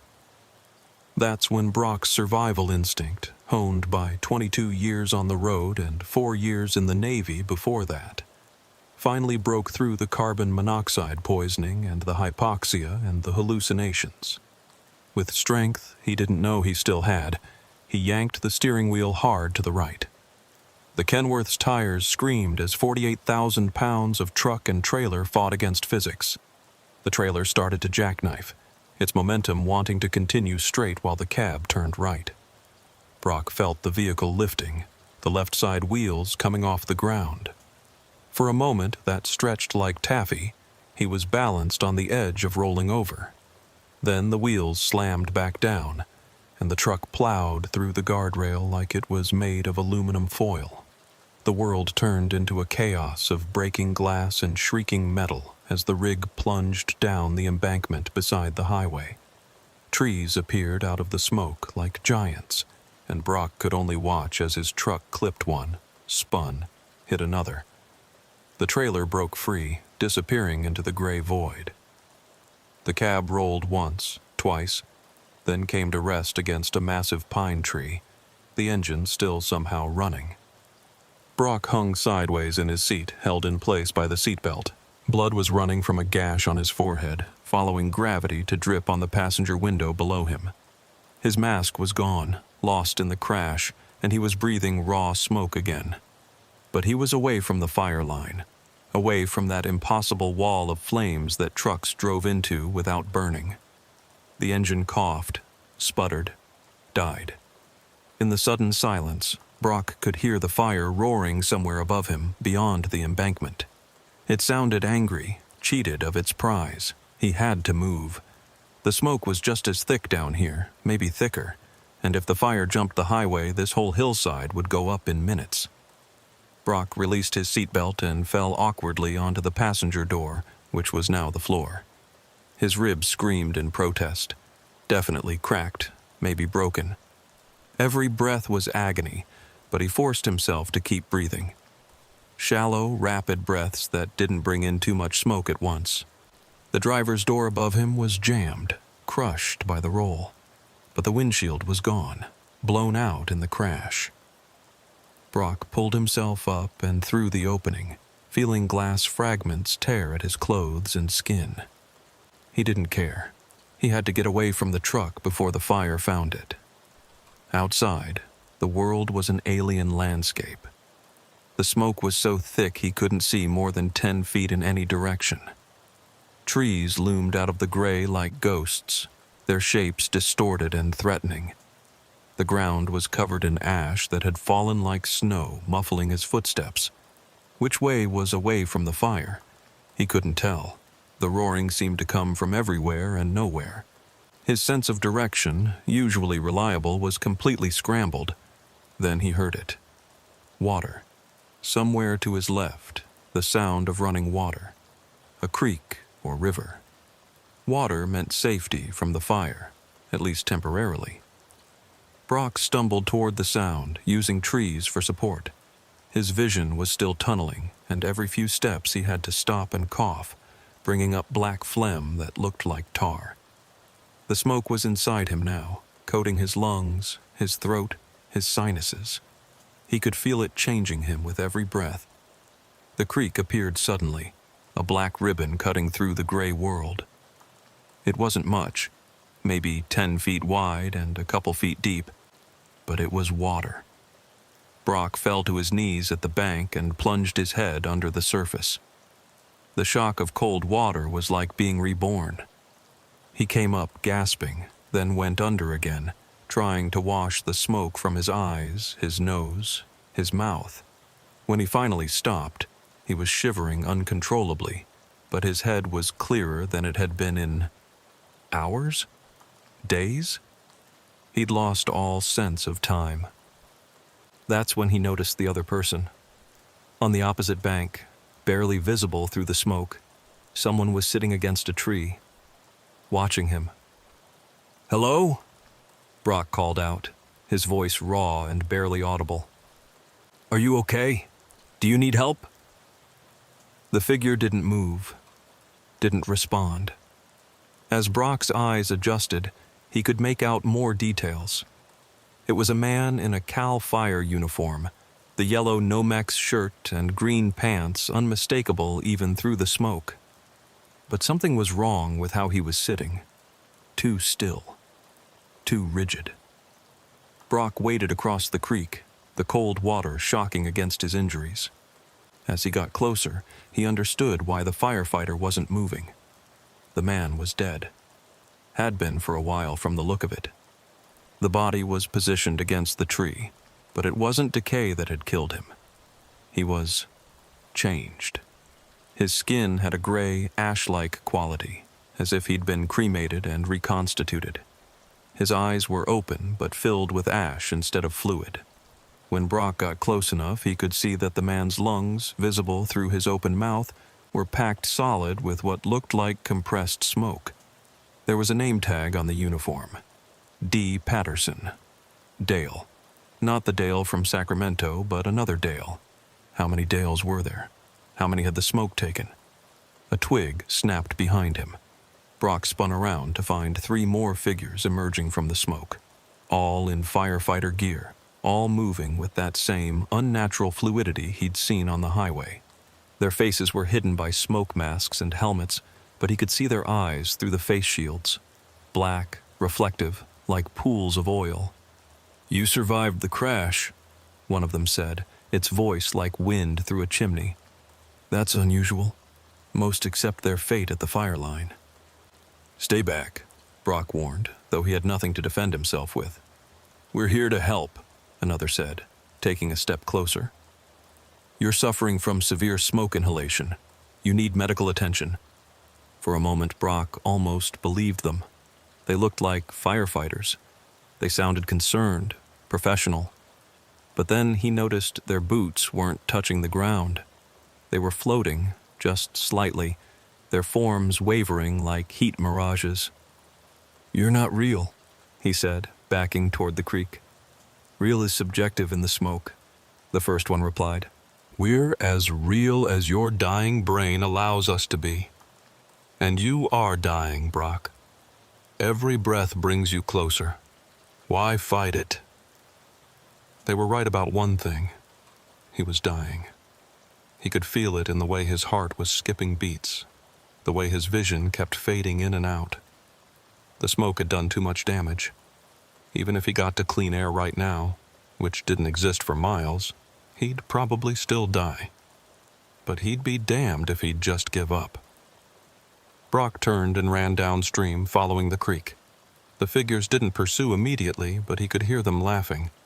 That awful sound like fire consuming dry wood. The creek curved, and suddenly Brock found himself in a small clearing where the smoke was thinner. Not clear, but thin enough that he could see maybe 30 feet. In the center of the clearing was a Forest Service fire station. Just a small outpost, the kind they positioned throughout the wilderness during fire season. Hope flared in his chest. There would be oxygen tanks, medical supplies, maybe even a radio that could reach beyond the smoke's interference. He stumbled to the door, found it unlocked. Inside, the station was dark, lit only by the orange glow filtering through the windows. But it was intact, untouched by fire. Oxygen tanks lined one wall. Medical supplies filled a cabinet. A radio sat on a desk, its power light glowing green. Brock grabbed an oxygen tank, fumbled with the regulator, and pressed the mask to his face.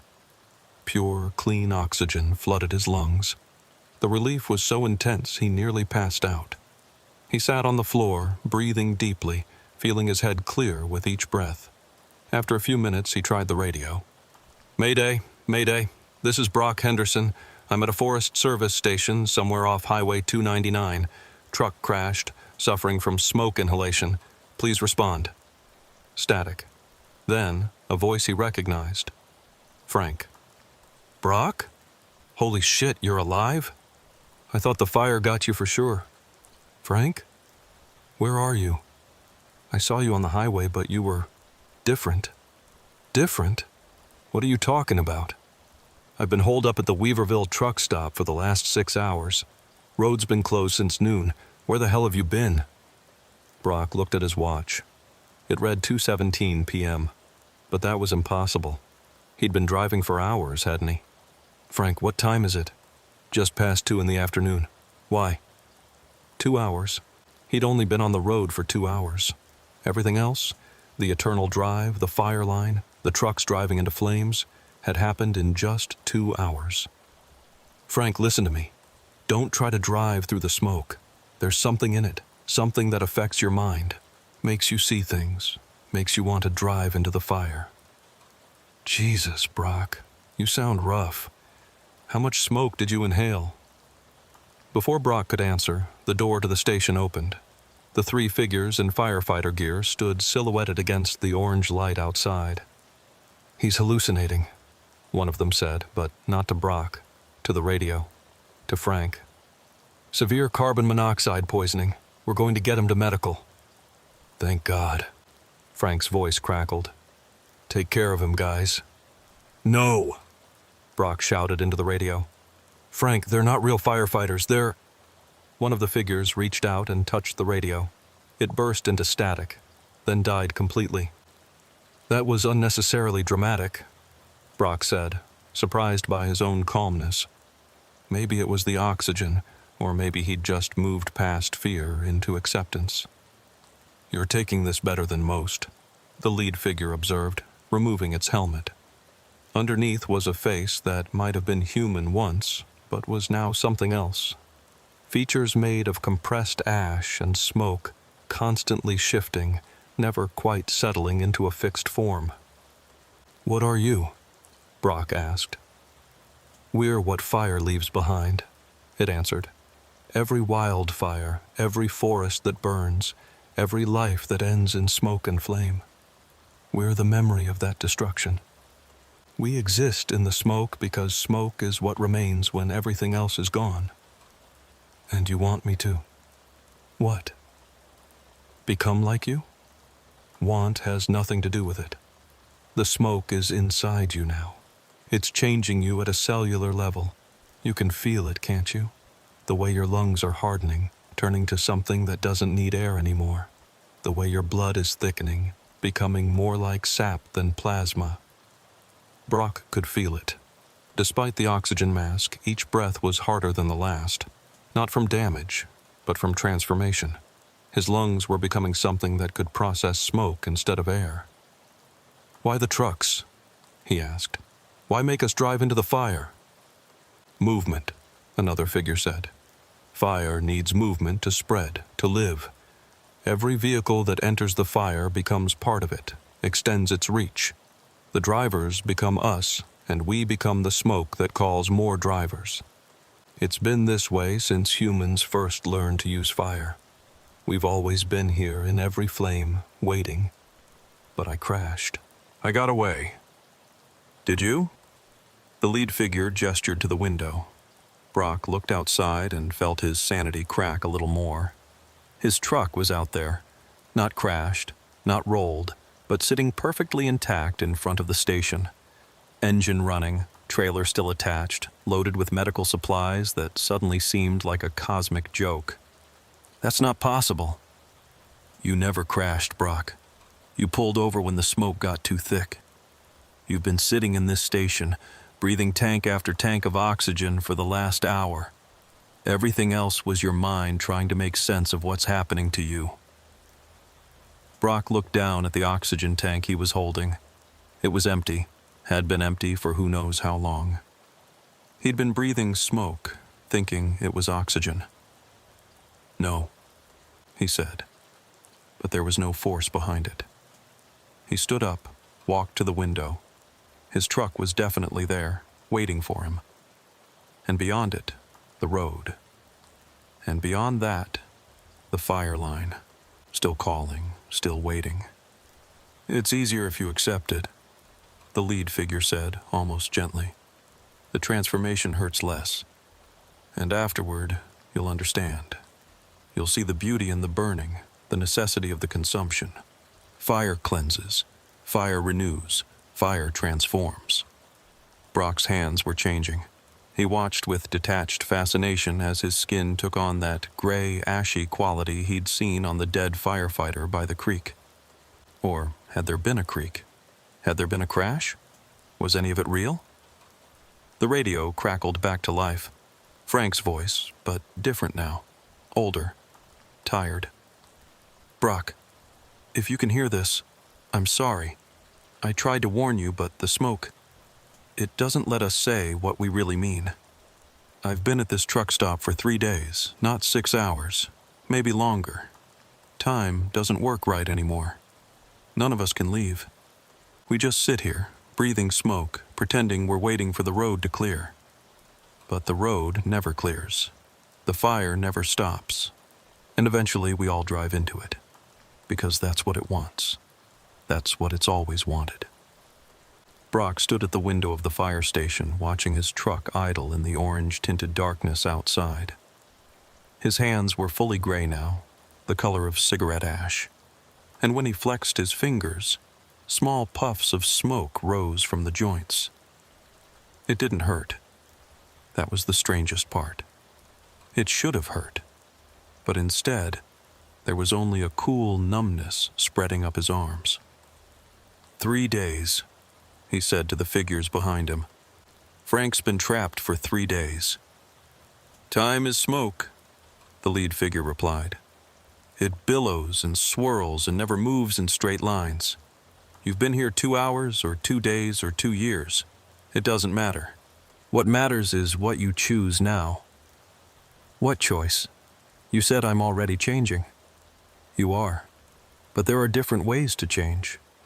You can resist until your body gives out, and you'll become like our friend by the creek, a monument to denial, forever frozen in the moment of refusing to accept reality. Or you can embrace it and become something more purposeful. Brock turned from the window. Purposeful? The figure removed its firefighter jacket, revealing a body that was more smoke than solid, constantly shifting between states. We serve the fire, yes, but we also serve a function. We're the warning system, the harbinger. Every person who sees us knows to flee. We save more lives than we take. That's bullshit rationalization, and you know it. Is it? How many people saw you driving into the smoke and turned around? How many heard your mayday call and decided to wait out the fire instead of trying to push through? Even now, your abandoned truck is sending a message to other drivers. Don't come this way. The radio crackled again. This time it was Dale from Sacramento. The real Dale, not the dead firefighter. Brock, if you're out there, we've been trying to reach you. The delivery was canceled. Repeat, the delivery was canceled. There's no need to push through to Eureka. Turn back if you can. Too late for that, Brock thought. Way too late. He picked up the radio handset, surprised to find he could still work the buttons despite his transformed hands. Dale, this is Brock. Tell my wife. Tell her I tried to make it back. Brock! Jesus, we thought we'd lost you. Where are you? I'm in the smoke, Dale. Don't send anyone after me. The road's not safe. The fire's not what we think it is. You're not making sense, buddy. Just tell us your location. Brock looked at the figures around him. They weren't moving to stop him, just watching with those oil-black eyes. I'm at a Forest Service station, but I don't think it's on any map. Not anymore. Dale, listen carefully. The smoke does something to people. Changes them. Don't let anyone drive through it. Close the roads. All of them. Already done, buddy. Caltrans shut down everything an hour ago. Nobody's going through that smoke until it clears. An hour ago. But Brock had been on the road for 2 hours. Another impossibility to add to the pile. One of the smoke figures spoke, its voice directed at the radio. Time moves differently in the smoke, Dale. Your friend entered before the closure. He's been driving through possibilities, through might-be's and could-be's. Every decision creates a new timeline, and in the smoke, they all exist simultaneously. Dale's voice came back, confused. Who was that? Brock? Who's with you?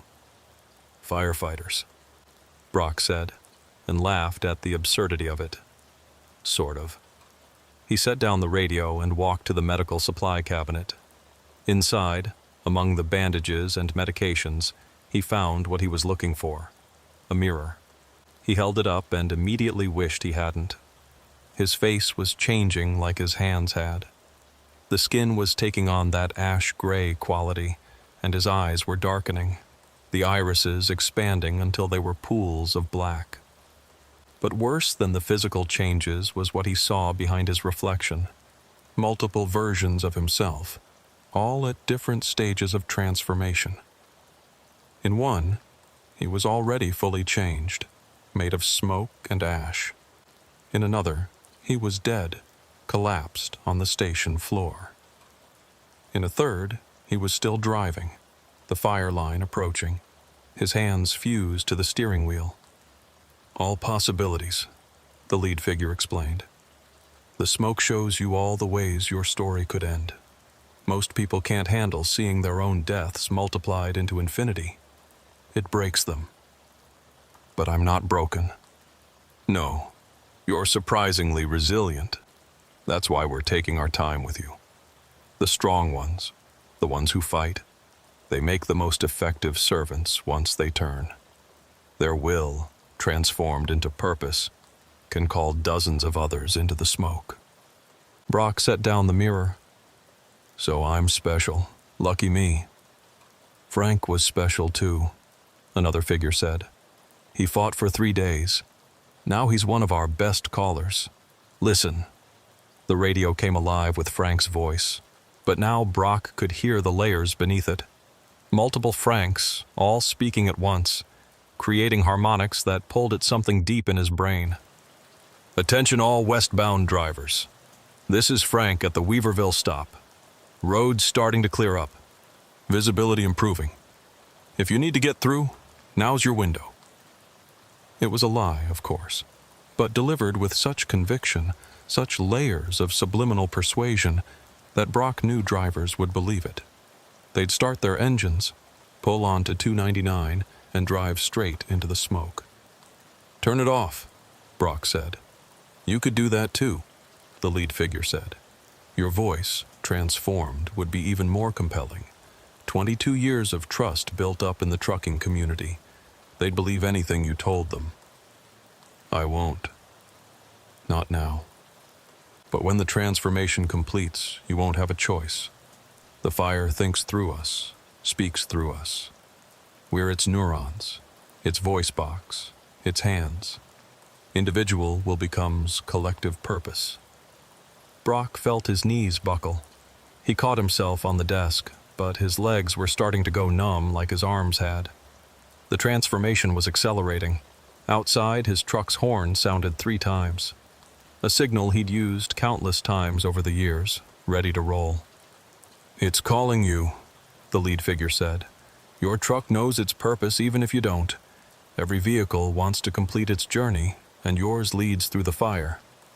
Machines don't want things, don't they? Why do engines fail at the worst possible moment?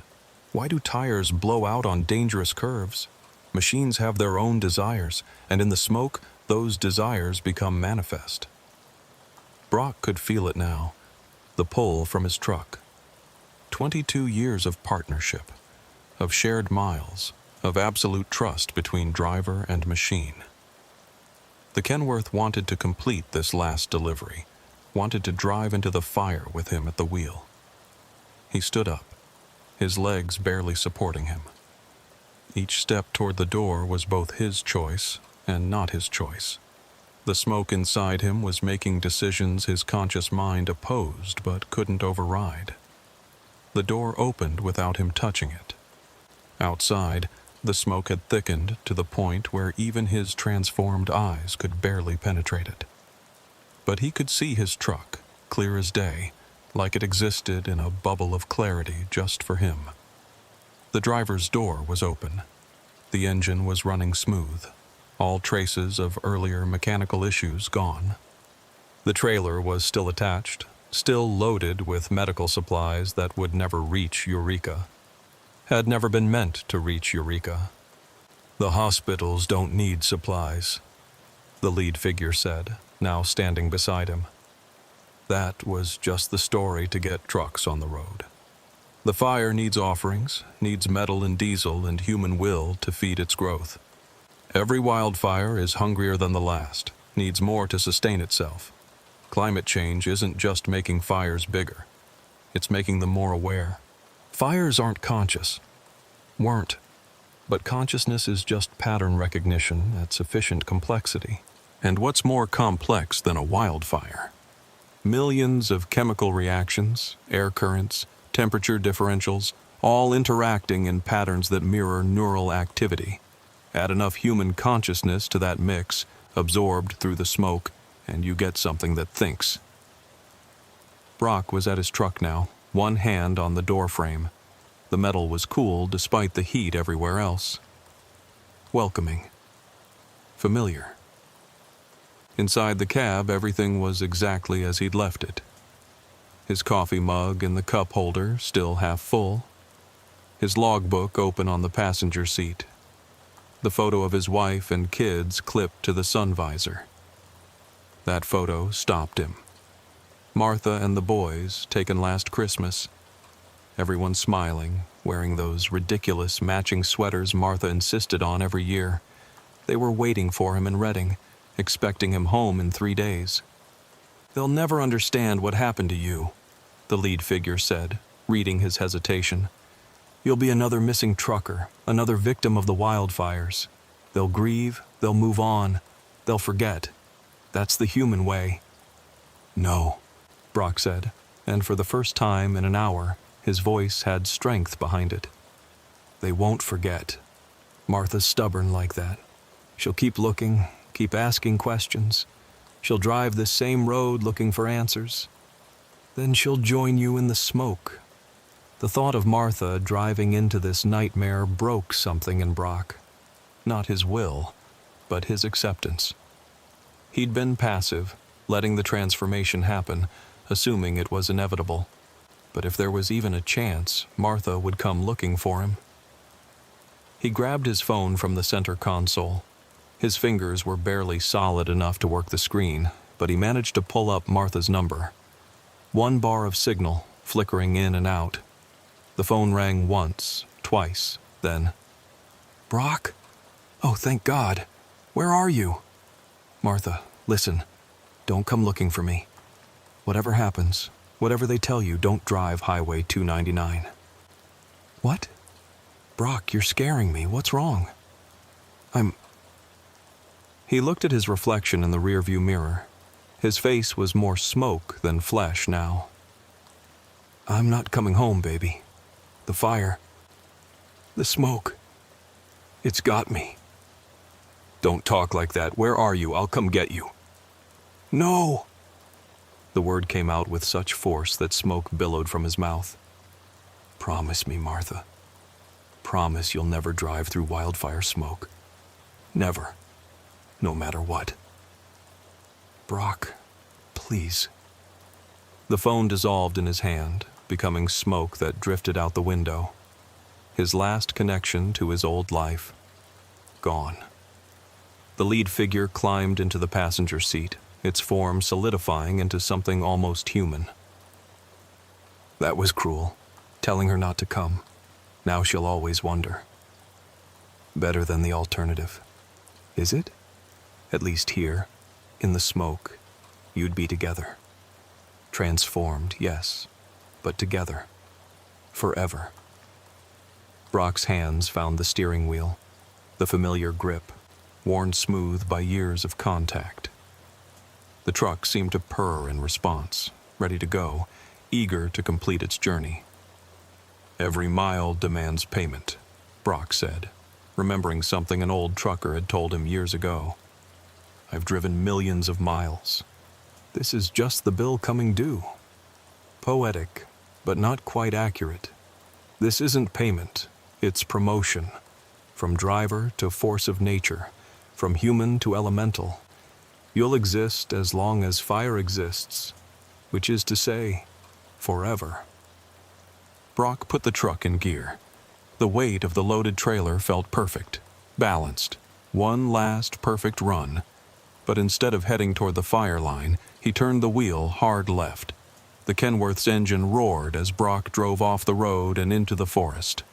The figures in firefighter gear materialized outside, trying to block his path, but the truck plowed through them like they were made of fog. Which, Brock realized, they essentially were. "What are you doing?" the lead figure demanded from the passenger seat, its form becoming less stable as they moved away from the road. "Something you didn't expect," Brock said, downshifting as the truck climbed a steep grade between the trees. "You said every vehicle wants to complete its journey. Well, I'm completing mine, just not the way you planned." The forest was dense, old growth that had somehow survived previous fires. The truck shouldn't have been able to navigate between the massive trunks, but the smoke seemed to part reality just enough to let them through. Or maybe Brock was becoming smoke enough himself that physical obstacles meant less. His phone, reformed from smoke, rang again. But it wasn't Martha this time. It was his own voice. "You can't escape, Brock. You're part of the fire now. Part of us. Maybe. But I'm still part me too. And the me part has a different idea." He'd remembered something from his Navy days, from fighting shipboard fires. Fire needs 3 things: heat, fuel, and oxygen. Remove any one, and the fire dies. The smoke figures, these transformed souls, they were fuel. Every person who joined them made the fire stronger, more aware. But what if that fuel was removed? What if instead of driving into the fire, he drove away from it, taking his transforming essence with him? The lead figure laughed, reading his thoughts. "You think you can starve the fire by denying it one soul? Hundreds have already joined.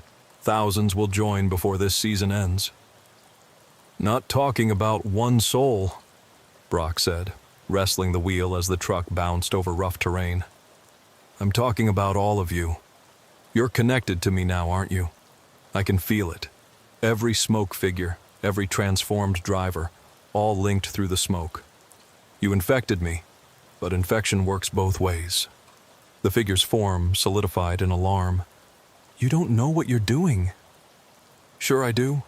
I'm a trucker. I deliver things. And right now I'm delivering all of you away from the fire." He could feel them now, all the transformed souls. Frank at the truck stop, the fake firefighters, dozens of others scattered through the smoke. They were all connected through him, through his ongoing transformation. He was becoming a conduit, a pipeline through which their essence flowed. The truck burst out of the forest onto a ridgeline. Below, Brock could see a lake, Shasta Lake, if his geography was right. Miles of water, the antithesis of fire. "You'll die," the figure said. "Water will destroy what you're becoming." "That's the idea. You'll take us all with you.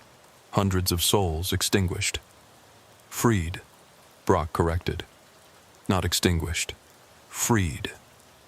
He could hear them all now, voices in the smoke, in his head, in his transforming cells. Some begged him to stop, others thanked him, most just screamed. The truck crested the ridge and started down the other side, picking up speed. Brock could see the lake getting closer, its surface reflecting the orange sky like a mirror full of fire. His hands were fused to the steering wheel now, flesh and plastic becoming one. His feet were melded to the pedals. He and the truck were becoming a single entity, just as the smoke figures had promised. But that fusion worked both ways. If he was becoming the truck, then the truck was becoming him. And he was still human enough to choose. The speedometer hit 60, 70, 80, too fast for the grade, too fast for the curves. But Brock wasn't planning to make the curves. The lead figure made one last attempt, its form reaching across the cab to grab at the wheel. "The fire needs us. Without consciousness, it's just destruction. With us, it could be something more, something purposeful." "Fire doesn't need purpose," Brock gasped, his voice barely human anymore. "It just needs to burn, and eventually burn out." The lake was coming up fast, maybe 100 yards. The truck was doing 90 now, engine screaming, trailer fishtailing behind. 50 yards. The figure gave up trying to stop him, instead becoming almost human in its final moment. "Why?" it asked. And for the first time, Brock heard genuine emotion in its voice. Fear, sadness, confusion. "Because I'm a trucker," Brock said. "And truckers look out for each other." The truck hit the water at 93 miles per hour. The impact was like hitting a concrete wall. The cab crumpled, the trailer jackknifed and tore free. But Brock barely felt it. He was already dissolving, his smoke-transformed body meeting water in an explosion of steam and vapor. But as he dissolved, so did his connection to the others. He could feel them being pulled from the fire, their essence flowing through him and into the water. Frank, the firefighters, dozens of others, all being extinguished and freed simultaneously. The fire screamed. Miles away, the wildfire faltered. Without the conscious souls feeding it, directing it, it became just fire again. Still dangerous, still destructive, but no longer actively malevolent. CAL FIRE would later report that the mountain fire unexpectedly laid down at 3:47 p.m., allowing them to achieve 40% containment by nightfall. In the lake, Brock's consciousness fragmented into a million droplets of steam. But in those final moments, he felt the others passing through him, and they weren't smoke anymore. They were themselves again, human souls freed from the fire's grasp. "Thank you," Frank whispered as he passed. "Tell Martha," Brock tried to say, but he had no voice left, no form to speak with. Yet somehow Frank heard him. "I will. I'll tell her everything." Then there was nothing but water and steam and the gradual cooling of superheated metal sinking into the lake's depths. December 28th, 2023. 4:47 a.m. The dashboard thermometer in Rex Callahan's 2010 Freightliner Cascadia read minus 12 degrees Fahrenheit as he approached the Donner Pass summit on Interstate 80. The Weather Service had predicted moderate snowfall, maybe 6 inches overnight. They'd been wrong. Dead wrong. What Rex was driving through now was a full-scale blizzard, the kind that killed truckers every winter in the Sierra Nevada mountains. Rex was 51 years old, built like a defensive lineman gone slightly soft around the middle. His hands, massive and scarred from 19 years of wrestling with frozen chains and stubborn fifth wheels, gripped the steering wheel with practiced calm. But underneath that calm, a familiar tension was building. The Donner Pass had claimed more truckers than any other route in California. Named after the infamous Donner Party who'd resorted to cannibalism when trapped by snow in 1846. The pass seemed to carry that dark history in every snowflake, every ice-covered curve. The load was critical. 43,000 pounds of automotive parts from a distribution center in Reno to assembly plants in Oakland. Just-in-time manufacturing meant these parts needed to arrive by noon, or production lines worth millions would shut down. Rex had made this run hundreds of times over the years, but never in conditions quite like this. He'd picked up the load at 2 a.m. from Clay Morrison, the night supervisor at the Reno warehouse. Clay was an old-timer like Rex, had been working the docks for 23 years. He'd helped Rex secure the load, double-checking every strap and chain because they both knew what mountain weather could do to improperly secured cargo. "You sure about this, Rex?" Clay had asked, watching the snow fall in sheets through the loading dock lights. "Weather's getting worse by the hour. They're talking about closing the pass." "If they close it, I'll turn around," Rex had promised. "But these parts have to at least try to get through. You know how it is." Clay had nodded, understanding the pressure. In the trucking world, on-time delivery was everything. Your reputation, your livelihood, your entire career could be destroyed by too many late loads, and Rex had never been late, not once in 19 years. "Just be careful," Clay had said, handing Rex a thermos of fresh coffee. "That pass has been hungry this winter, already taken 3 trucks since December." Rex knew about those 3 trucks. Every trucker who worked the California mountains knew. One had jackknifed and gone over the edge, driver never found. Another had burned to the ground after a brake fire, the driver barely escaping. The third had simply vanished. Truck found abandoned in a chain-up area, engine running, driver's door open, but no trace of the driver. As Rex climbed toward the summit, the snow was falling so thick he could barely see his own hood ornament. The windshield wipers, on their highest setting, could barely keep up. Ice was building on the edges of the windshield, creeping inward like frozen fingers trying to blind him completely. The truck's engine was laboring in the thin air, and Rex could feel the weight of the trailer pushing from behind. 43,000 pounds of momentum that wanted to keep going no matter what. On flat ground, that weight was manageable. On a 6% grade covered in ice and snow, it was a potential death sentence. His CB radio crackled with static, then cleared for a moment. A voice he recognized came through. Buck Williams, another veteran driver who'd been working these mountains for over 20 years. "Any westbound trucks near Donner Summit. This is Buck in the blue Peterbilt. Road conditions are deteriorating fast. CHP is about to close the pass. If you're not already committed to the descent, find a place to park." Rex grabbed his handset. "Buck, this is Rex Callahan in the Burgundy Freightliner. I'm about a mile from the summit. What's the westbound side look like?" "Rex? Jesus, didn't know you were out here. The westbound side is bad. Real bad. Black ice under the snow and visibility is maybe 50 feet. I'm parked at the brake check area, and I'm not moving until this clears." The brake check area. That was at the summit. Mandatory stop for all commercial vehicles before beginning the 7-mile descent into Truckee. 7 miles of 6% grade that turned into a death trap in conditions like these. "Copy that, Buck. I'll pull in and assess." But as Rex crested the summit, he realized pulling into the brake check area was going to be harder than expected. The entrance was somewhere in the wall of white to his right, invisible in the blizzard. He slowed to a crawl, searching for the reflective markers that should guide him in. That's when he felt it. The first sign that something was wrong. He pressed the brake pedal to slow further, and instead of the firm resistance of properly functioning air brakes, the pedal felt soft, spongy. Rex's blood turned to ice water. He pumped the pedal, standard procedure to build air pressure, but the feeling didn't improve. He glanced at his air pressure gauges. Primary system, 115 psi. Secondary, 118 psi. Both within normal range.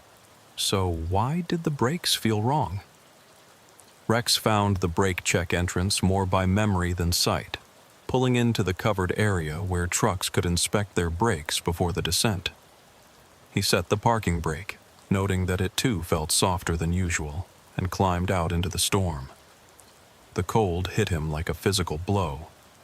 The wind was howling through the mountains, driving snow horizontally. Rex had to hold on to his truck to keep from being knocked over. He grabbed his flashlight and crawled under the trailer to inspect the brake chambers. What he found made his stomach drop. Ice. Thick ice coating the brake chambers, the air lines, the slack adjusters. The extreme cold had caused moisture in the air system to freeze, partially blocking the lines. The brakes were working, but at maybe 60% capacity. On a 6% downgrade with 43,000 pounds pushing from behind, 60% braking power was a recipe for disaster. Rex crawled back out and stood in the howling wind, considering his options. He could wait for the ice to thaw, but in these temperatures that could take hours or even days. He could call for a service truck, but in this weather, help might not come at all. Or he could try to make it down, using engine braking and careful speed management to compensate for the reduced brakes. He climbed back into his cab, where Buck's voice was coming through the CB. "Rex, you still there? CHP just rolled through. They're closing the road in 30 minutes. Anyone not already descending has to park and wait it out." 30 minutes. If Rex waited, he could be stuck here for days. The parts would be late, the assembly lines would shut down, and his perfect record would be broken. More than that, his company might lose the contract. And in this economy, that could mean layoffs. Good people Rex knew and worked with, could lose their jobs because he was too scared to drive down a mountain he'd descended hundreds of times. "Buck, my brakes are iced up. Maybe 60% capacity." There was a long pause. Then Buck's voice, serious and concerned. "Rex, don't do it. That grade will eat you alive with reduced brakes." Rex stared through his windshield at the white void beyond. Somewhere in that void was the road down, 7 miles of curves and steep grade.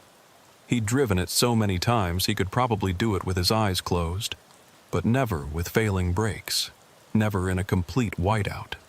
He thought about his wife, Carol, probably just waking up in their house in Modesto. She'd be making coffee, checking the weather, worrying about him like she always did when he drove in storms. His son, also named Clay, ironically enough, home from college for winter break. They were expecting him home tomorrow for a delayed Christmas celebration. But he also thought about Clay Morrison back in Reno, counting on him to get this load through. About the assembly line workers in Oakland who needed these parts. About 19 years of never letting anyone down. Rex made his decision. "Buck, I'm going for it. I know this road. I can manage with engine braking and careful speed control." "Rex, no! This is suicide in these conditions." But Rex was already releasing his parking brake, feeling it grab weakly before letting go.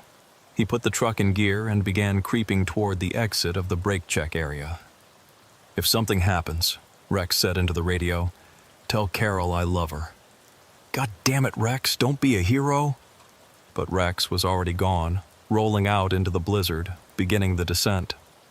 The first 100 yards were deceptively gentle, the grade not too steep yet. Rex kept his speed at 15 km/h, using primarily engine braking. The Jake brake roared as it held back the weight of the truck, but Rex knew it couldn't do the job alone. Jake brakes lost effectiveness at low RPMs, and on ice, using them too aggressively could cause a loss of traction. The first curve came up faster than expected, visibility so bad that Rex only saw the guardrail when he was almost on top of it. He touched the brake pedal gently, felt it respond slowly, mushily. The truck's speed barely changed. He downshifted, the transmission protesting, and managed to make the curve, but his trailer tires brushed the guardrail with a scraping sound that sent shivers down his spine. Mile marker 161. The grade steepened to the full 6%, and Rex felt the weight of the trailer really start to push. His speed crept up despite the engine braking. 20 miles per hour, 25, 30. Too fast for these conditions. He touched the brakes again, harder this time. The truck slowed slightly, maybe down to 25, but Rex could smell hot metal. The partial brakes were overheating from the constant use. The wind suddenly gusted, shoving the truck sideways. Rex corrected, but overcorrected, and felt the trailer start to swing. The beginning of a jackknife. He steered into it, letting off all braking to regain control. The truck straightened but picked up speed. 35 miles now. The radio crackled. "Rex, this is Clay. Clay Morrison from Reno. Buck called me, told me what you're doing. Pull over, man. The load isn't worth your life." Clay had driven all the way from the warehouse to try to talk him down, but it was too late for that now. There was nowhere to pull over safely, no way to stop without the brakes. Rex was committed. "Can't stop now, Clay. Brakes are getting worse. I need to keep moving or I'll lose all control." Mile marker 162. A sharp right curve that Rex remembered well. In good conditions, it was taken at 35 miles per maximum. Rex was doing 40 and climbing despite his best efforts. He cranked the wheel hard right, felt the truck lean dangerously. The trailer tried to keep going straight, its momentum fighting against the turn. Rex heard cargo shifting in the trailer, 43,000 pounds of auto parts becoming projectiles. Something heavy slammed against the trailer's front wall. The truck made the curve, barely, the driver's side tires lifting slightly before slamming back down. Rex's coffee thermos fell from the cup holder, spilling hot liquid across his lap. He didn't even flinch. All his attention was focused on the road he couldn't see, navigating by memory and instinct. That's when the hallucinations started. At first, Rex thought it was just snow patterns in his headlights. But the shapes were too organized, too deliberate. Figures standing along the roadside, visible for just seconds as he passed. People in old-fashioned clothing, the kind gold miners might have worn in the 1800s, or the Donner Party in 1846. Stress, Rex told himself. Adrenaline and fear playing tricks. But the figures kept appearing, and some of them were moving, walking alongside his truck, keeping pace despite his speed. Mile marker 163. The grade briefly lessened to about 4%, giving Rex a moment of hope. He managed to slow to 30 miles per hour using just engine braking. But he could smell his own brakes now, the acrid stink of overheated brake pads. The 60% capacity he'd started with was probably down to 40% now. The CB came alive with Buck's voice. "Rex, I'm following you down. I can see your taillights. Jesus Christ, you're going too fast." Rex glanced in his mirrors but saw nothing through the snow. If Buck was back there, he was invisible in the white void. "Stay back, Buck. If I lose it, I don't want to take you with me." "Already committed, you stubborn bastard. We'll get through this together." Mile marker 164. The worst section, Rex knew. 3 sharp curves in quick succession, all at maximum grade. In summer, with good brakes, it was challenging. Now it was nearly impossible. The first curve came up, a hard left. Rex's speed was back up to 45 miles per hour, way too fast. He stood on the brake pedal with all his weight. The truck slowed grudgingly to maybe 35, but Rex heard a loud pop from underneath. One of the brake chambers had failed completely. The diaphragm probably ruptured from the combination of ice and overheating. The truck made the curve, but Rex knew he was in serious trouble now. Maybe 20% braking capacity remaining, and 3 more miles of descent ahead. The second curve, a right-hander, came immediately after. Rex couldn't slow down at all. The truck took the curve at 40 miles per hour, tilting dangerously. Rex heard the cargo shift again, violently this time. Something had broken loose back there. The third curve was the killer. Rex knew. A sharp left with a cliff on the right side. No guardrail, just a drop of 300 feet onto jagged rocks. His speed was approaching 50 mph. The brakes were essentially gone, pedal going to the floor with no response. The engine brake was screaming but couldn't hold the weight. The curve rushed up through the snow. Rex had a choice. Try to make the curve and likely go over the cliff, or deliberately crash into the rock wall on the left side of the road. He chose the rock wall. Cranking the wheel hard left earlier than the curve required, Rex aimed his truck at the granite face of the mountain. The right side of his truck scraped along the rock, throwing sparks visible even through the blizzard. The friction slowed him slightly, down to maybe 40 mph, and the impact kept pushing him back toward the road. Metal screamed and tore. The passenger mirror exploded. The passenger door crumpled inward. But the truck stayed on the road, made the curve, and continued its descent. Mile marker 165. 2 miles to go. Buck's voice on the radio. "Rex, you magnificent bastard. I can't believe you made that curve. But you're trailing parts. Your trailer's damaged." Rex could feel it. The trailer pulling wrong, probably a blown tire or damaged axle from the impact. But he was still moving, still descending, still alive. The hallucinations were getting worse. Full figures now, standing in the road ahead, forcing Rex to swerve around them. Except when he swerved, nothing was there. His mind was creating obstacles that didn't exist, while potentially missing real ones hidden in the snow. His speed was climbing again. 45, 50, 55 mph. The engine governor kicked in, preventing the engine from over-revving, which meant the engine brake became useless. Rex was now just along for the ride, gravity and 43,000 pounds of cargo in full control. That's when he saw it. A miracle, perhaps, or just good planning by Caltrans. A runaway truck ramp, one of those long uphill gravel beds designed to stop trucks that had lost their brakes. Rex had passed it hundreds of times, never imagining he'd need it. The entrance was coming up fast on the right. Rex yanked the wheel, felt the truck lean dangerously, then slam into the deep gravel. The deceleration was violent, throwing Rex forward against his seatbelt. The truck plowed up the ramp, gravel flying, speed dropping rapidly. 40 mph, 30, 20, 10. The truck came to a stop halfway up the ramp, engine still running, cab tilted at a steep angle. Rex sat there for a moment, hands shaking uncontrollably, adrenaline making his whole body vibrate. He was alive. He'd made it. Buck's truck appeared out of the snow, pulling over at the bottom of the ramp. Clay's rental car was right behind him. He'd driven all the way from Reno in a sedan in a blizzard. Both men ran up the ramp to Rex's cab. "You insane son of a bitch!" Buck shouted, but he was smiling through tears. "I thought I was about to watch you die." Clay climbed up to the driver's door. "Rex, you okay?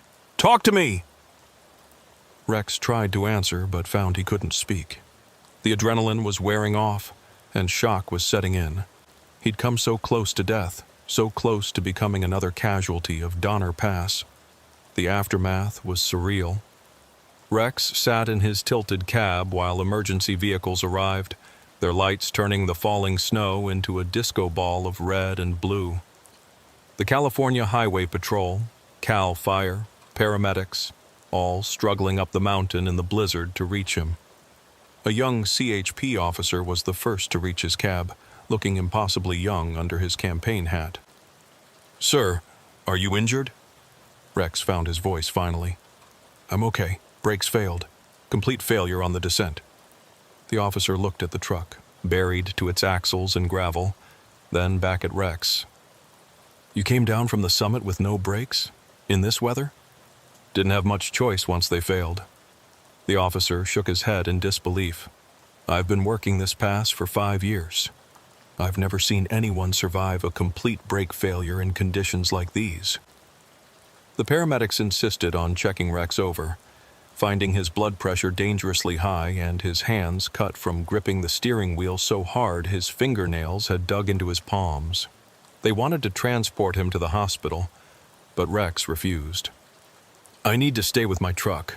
The cargo is scrap metal now," Clay said, having inspected the trailer. "Whatever wasn't destroyed when you hit the mountain got pulverized when you hit this ramp. But who cares? You're alive." Buck was on his CB, telling every trucker on the mountain what had happened. Within minutes, Rex's survival was the talk of every truck stop from Reno to San Francisco. The man who'd descended Donner Pass with no brakes in a blizzard and lived. The tow truck that arrived was driven by an old-timer named Buck. Different Buck.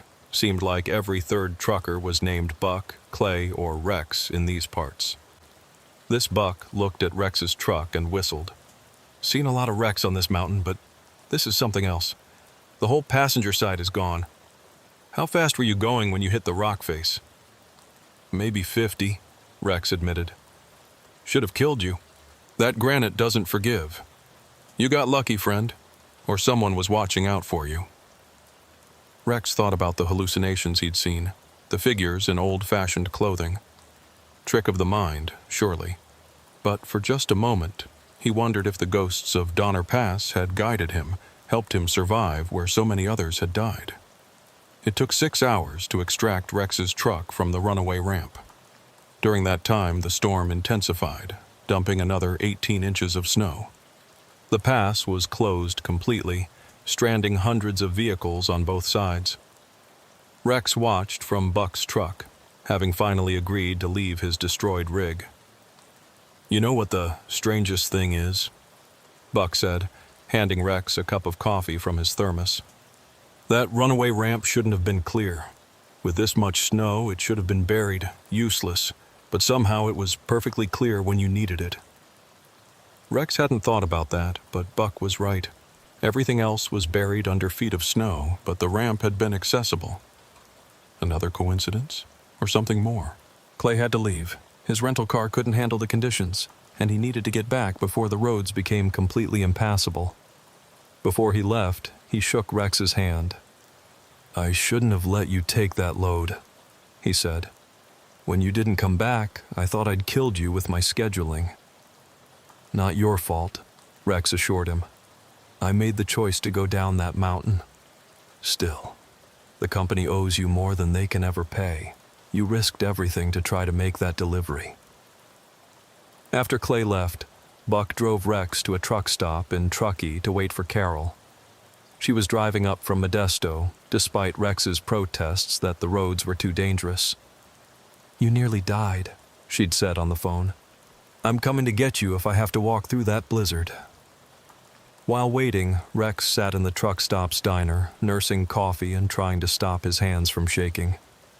Other truckers kept coming over, having heard about his descent on the CB. They wanted to hear the story firsthand, to understand how he'd survived. "Engine braking and friction against the mountain," Rex explained for the 10th time. "And a lot of luck." But one old-timer, a grizzled driver who'd been working Donner Pass since the 1970s, sat down across from Rex with a different question. "Did you see them?" "See who?" The old-timer leaned in, lowering his voice. "The others. The ones who didn't make it. They show themselves sometimes, in the storms. Some say they help, some say they hinder, but they're always there, watching the pass." Rex wanted to dismiss it as superstition, but he remembered those figures in the snow, the ones dressed like gold miners or pioneers. "I saw something. Probably just hallucinations from the stress." The old-timer nodded knowingly. "That's what we all say. But you made it down 7 miles of 6% grade with no brakes in a whiteout. That's not just skill or luck. That's intervention." Before Rex could respond, the old-timer stood and walked away, disappearing into the crowd of stranded travelers. Carol arrived 4 hours later, having fought through the storm in their Subaru. When she saw Rex, she broke down crying, holding him so tight his bruised ribs screamed in protest. "Don't you ever do that again," she sobbed. "They called and said you'd crashed, and I thought... "I'm okay," Rex assured her, though he wasn't sure that was true. Physically, maybe, but something had changed in him on that mountain. He'd touched something beyond normal experience, glimpsed something that shouldn't exist. The drive home took 2 days, the storm having shut down most of the direct routes. They had to go south through Nevada, then cut back west through Bakersfield. The whole time, Carol kept glancing at him, as if making sure he was really there. Their son Clay, Rex still found it funny that both Clays in this story weren't related, was waiting at home, having seen the news coverage. Rex's survival had made the local news, complete with helicopter footage of his truck buried in the runaway ramp. "Dad, you're famous," Clay Jr. said, showing Rex his phone. "You're trending on Twitter. Hero trucker saves Christmas deliveries." Rex looked at the coverage and laughed bitterly. The cargo had been destroyed, the truck was totaled, and he'd nearly died. Some hero. But the company didn't see it that way. Rex's dispatcher called the next day. "Rex, corporate wants to thank you personally. You went above and beyond trying to make that delivery. They're calling you a hero." "I failed. The cargo was destroyed. You attempted something no one else would have, and you survived something that should have killed you. That's worth more than any cargo." The insurance investigation took 3 weeks. The investigators found that moisture had entered the air brake system through a defective valve, freezing in the extreme cold and blocking the lines. It was a 1 in a million failure, they said. No one could have predicted or prevented it. But Rex knew the truth was more complex. He'd felt something wrong with the brakes at the summit. He could have stayed parked, could have waited for help. He'd chosen to descend anyway, driven by pride and duty and 19 years of never missing a delivery. The company offered him a new truck, a brand new Freightliner with all the latest safety features. But Rex found he couldn't do it.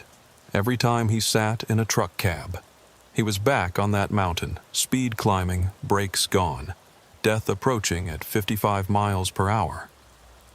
The dream started a week after the accident. Rex would be driving down Donner Pass again, but this time the figures in the snow were clearer.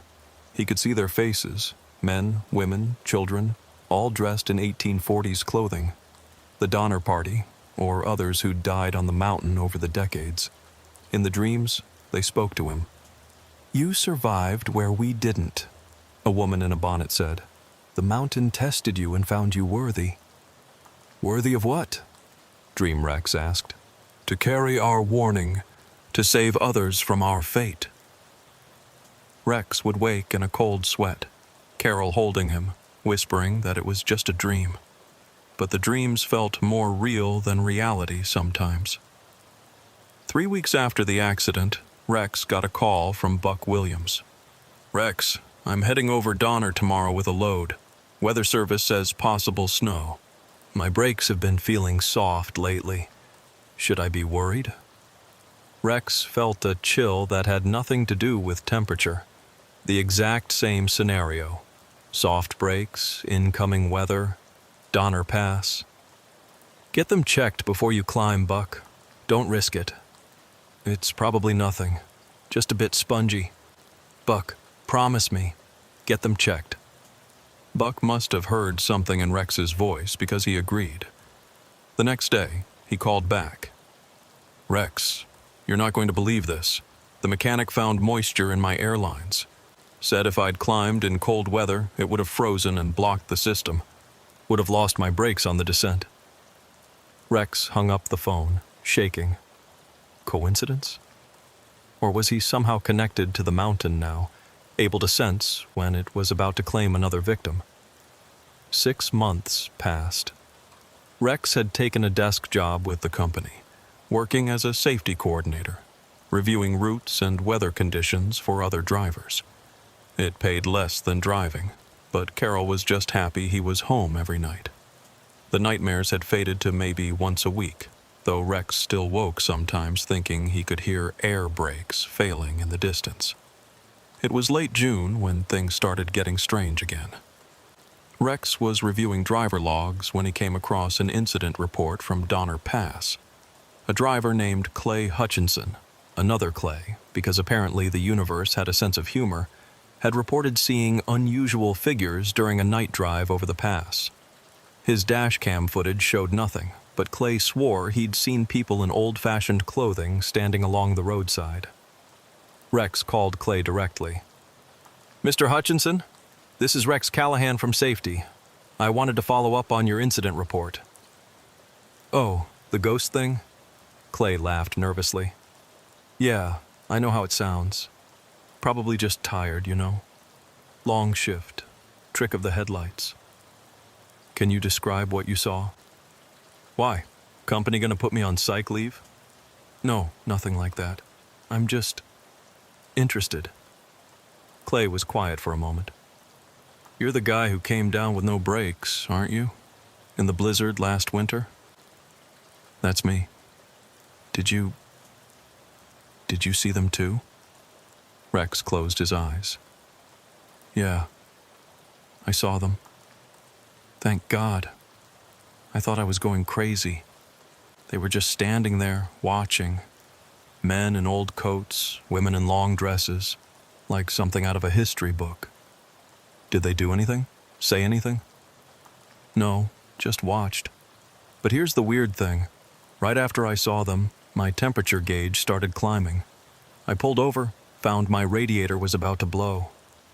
If I hadn't stopped when I did, I would have broken down on the descent. Maybe gone over the edge in the dark." Rex felt that familiar chill. "The figures appeared right before you noticed the problem?" "Yeah, like they were warning me or something. Crazy, right?" "Not crazy at all. Thanks for the report, Clay." After hanging up, Rex pulled up incident reports for Donner Pass going back 5 years. He'd never thought to look for patterns before, but now, knowing what to look for, he found them. 17 reports of unusual figures or people in period clothing on the pass. In 12 of those cases, the drivers had discovered mechanical problems immediately after the sightings. Problems that, if undetected, could have caused fatal accidents. The other 5 drivers who'd seen the figures but ignored them? 3 were dead. 2 were permanently disabled from their crashes. Rex printed out all the reports and spread them on his desk. The sightings clustered around certain dates, late December, obviously, around the anniversary of the Donner Party tragedy, but also early October, late March, mid-June. Rex looked up historical records and found those dates corresponded with other major accidents on the pass over the years.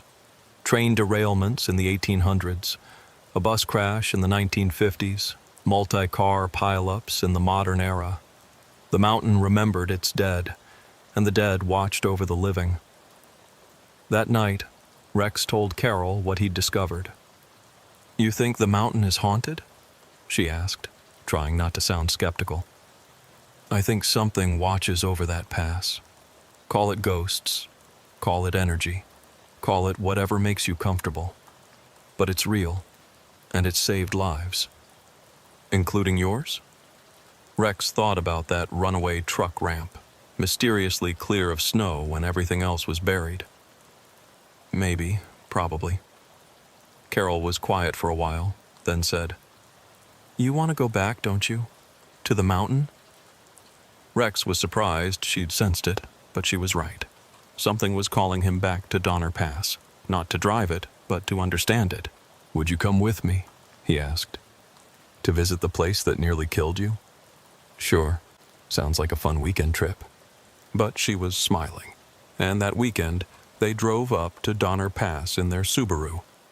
Rex wanted to see it in summer, in daylight, without snow and terror clouding his perception. The pass was beautiful in June, all pine forests and granite peaks. They stopped at the brake check area where Rex had made his fatal decision to descend. It looked so innocuous in good weather, just a wide spot with some covered areas for brake inspection. Rex stood where he'd stood 6 months ago, remembering the weight of that decision. 43,000 pounds of cargo, failing brakes, a blizzard, and pride. Such a thin line between heroism and stupidity. "Rex?" Carol's voice was concerned. "You okay?" He turned to answer and froze. Standing next to Carol was a woman in a long dress and bonnet, clearly from the 1840s. She was transparent, like looking through foggy glass, but definitely there. Carol showed no sign of seeing her. The woman smiled at Rex and nodded toward the descent route. Then she walked to the edge of the brake check area and pointed down the mountain. Rex followed, Carol trailing behind, confused. At the edge, looking down the 7-mile grade, Rex saw them. Dozens of figures, all in period clothing from various eras, stationed along the road, watching, waiting. Guardian spirits of drivers, travelers, and pioneers who died on this mountain over nearly 2 centuries. "What do you see?" Carol asked, noting his expression. "Protection," Rex said. "I see protection." The woman in the bonnet turned to Rex and spoke, though her voice sounded like wind through pines. "You survived because you were meant to survive, to carry the message, to save others." "What message?" "That the mountain takes its toll, but it also protects those who respect it. You fought the mountain and lost, but you fought with honor. Now you serve as a bridge between worlds." "I don't understand." "You will. When the time comes, you will." The woman faded, and Rex found himself standing at the edge with Carol, looking at an empty road. "Rex, you're scaring me a little," Carol said. He took her hand. "I'm okay. Better than okay. I think I understand something now." They drove down the pass slowly, Rex pointing out each spot where something had happened during his brakeless descent. The curve where he'd scraped the mountain, still scarred with gouges in the granite. The runaway ramp, now clearly visible and accessible. The spot where he'd hallucinated the strongest, seeing dozens of figures. At the bottom, in Truckee, they stopped at the truck stop where Rex had waited for Carol after the accident. The same old-timer who'd asked about the figures was there, sitting in the same booth. He looked up as Rex entered and smiled. "You came back. They always do, the ones who've seen them." Rex sat down across from him, Carol beside him. "Who are you?" "Name's Buck Thompson. Different Buck than your friend. I drove this pass for 40 years before I retired. Or semi-retired. I still come here, still watch, still listen." "For what?" "For drivers like you. Ones who've crossed over and come back. You've got the sight now, don't you? You can see them." Rex nodded. "Just saw a woman at the brake check. 1840s clothing." "That'd be Mary. Don't know her last name, but she's been there since before my time. She's the one who keeps the runaway ramps clear in storms." "That was her?" Buck Thompson smiled. "The dead do what they can. Move a little snow here, cause a mechanical warning light there. Small things that save lives. But sometimes they need living help. That's where people like us come in." "People like us?" "Those who've touched death on the mountain and survived. We're changed by it. We can see them, hear them sometimes. And more importantly, we can act on their warnings in ways they can't." Buck Thompson pulled out a notebook, weathered and worn. "I keep track. Every sighting, every warning, every life saved. Been doing it for 20 years, since my own brush with death up there." He showed Rex the notebook. Hundreds of entries, dates and names and incidents. A secret history of Donner Pass that no official record would ever show. "Why?" Rex asked. "Because the mountain demands it. It takes its toll in blood, but it also creates guardians, living and dead, working together to prevent tragedies. You're part of that now, whether you want to be or not." Rex looked at Carol, who was trying to follow a conversation where she was only hearing half the story. "Can she see them?" Rex asked Buck Thompson. "No, only those who've paid the toll can see. She's innocent of the mountain's hunger." That night, in their hotel in Truckee, Rex told Carol everything. About Mary, about Buck Thompson's notebook, about the community of guardians watching over the pass. "So you're saying you're part of some supernatural highway patrol now?" Carol asked, trying to process it all. "I guess so. I know how it sounds." "It sounds insane. But you did survive something that should have killed you. And that other Clay did find his radiator problem right after seeing the figures. Maybe there's something to it. You believe me?" "I believe you believe it. And strange things happen on mountains. Always have." Rex returned to work with a new understanding of his role. He wasn't just a safety coordinator reviewing routes and weather. He was a conduit between the living and the dead, receiving warnings he couldn't fully explain, but had to act on. It started small. Rex would get a feeling about a particular driver or route, a cold certainty that something was wrong. He'd call the driver, suggest an inspection or a route change. They usually listened. Rex's survival story had given him credibility in the trucking community. In the first month after his visit to Donner Pass, Rex's warnings prevented 3 accidents. A driver found a cracked brake drum that would have failed on Interstate 5's Grapevine descent. Another discovered his load had shifted dangerously after Rex insisted he check. A third avoided a pileup by taking Rex's advice to delay his trip by an hour. Buck Williams, his friend who'd followed him down during the brake failure, noticed the pattern. "Rex, how do you know this stuff? It's like you've got a crystal ball or something." "Just experience," Rex said, the lie feeling heavy. "You develop instincts after 19 years. But Buck wasn't buying it. "This isn't instinct. You called me last week and told me to check my 5th wheel pin. Thing was about to shear off. You couldn't have known that." Rex wanted to tell him the truth. That Mary, the ghost in the bonnet, had appeared in his office and pointed at Buck's name on the driver roster. But how could he explain that without sounding insane? 3 months after his return to Donner Pass, Rex got a call that changed everything. It was 2 a.m., his phone ringing urgently. The caller ID showed a number he didn't recognize. "Rex Callahan?" "Yes." "This is Clay Morrison from Reno." Rex sat up. The same Clay who'd loaded his truck that fateful night. "Clay? What's wrong?" "I'm on Donner Pass, eastbound, climbing to the summit. My brakes, they're acting exactly like you described. Soft, spongy. And Rex, I can see them." "See who?" "The people in old clothes. They're everywhere, Rex. Standing in the snow, watching me. What's happening?" Rex was fully awake now. "Clay, where exactly are you?"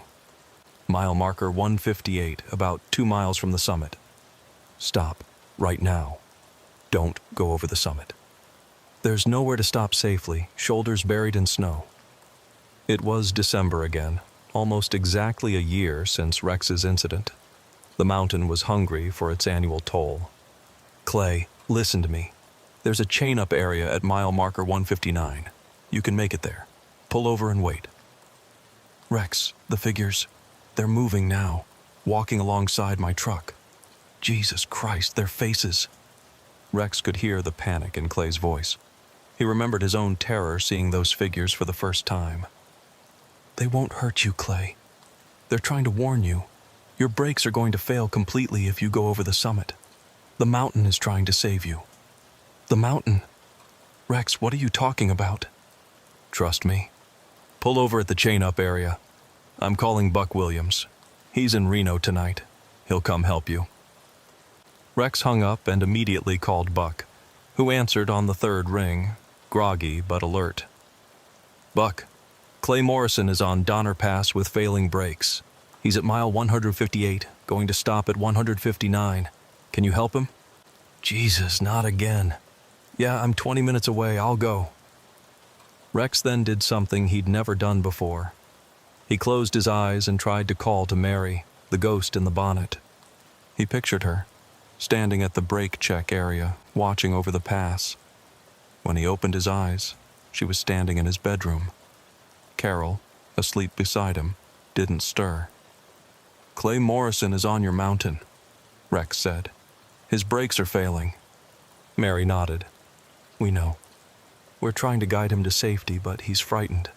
The living often are when they first see us. Can you keep the chain-up area clear? Give him a place to stop?" "Already done. But Rex, the mountain demands a toll tonight. It's the anniversary." "Anniversary of what?" "December 28th, 1846. The night the first of the Donner Party died. The mountain remembers. It always takes someone on this night." "Not Clay. Not tonight." Mary's expression was sad. "If not him, then another. The mountain must feed." "That's medieval thinking." "The mountain is older than medieval. Older than human memory. It has its own logic, its own needs. We can sometimes defer the toll, redirect it, but we cannot deny it entirely." Rex thought fast. "What if someone already paid? What if the toll was already collected?" "What do you mean?" "Me, last year. I should have died on that mountain. By all rights, I paid the toll. But I survived. Doesn't that create a credit?" Mary looked surprised as much as a ghost could look surprised. "You're offering your debt to save Clay?" "If that's possible, yes." Mary was quiet for a long moment, and Rex had the sense she was communicating with others, the community of spirits that watched over the pass. "It's possible," she finally said. "But there will be consequences. The mountain will mark you. You'll be bound to it forever, even after death. You'll become one of us, eventually." Rex thought about it for maybe 2 seconds. "Deal?" Mary nodded and faded away. Rex's phone rang immediately. It was Buck. "Rex, I found Clay. His brake system is completely frozen, just like yours was. But there's something weird. The chain-up area was completely clear of snow, like someone had just plowed it, in the middle of a blizzard. The mountain provides," Rex said, not caring how it sounded. "What?" "Nothing. Can you help Clay?"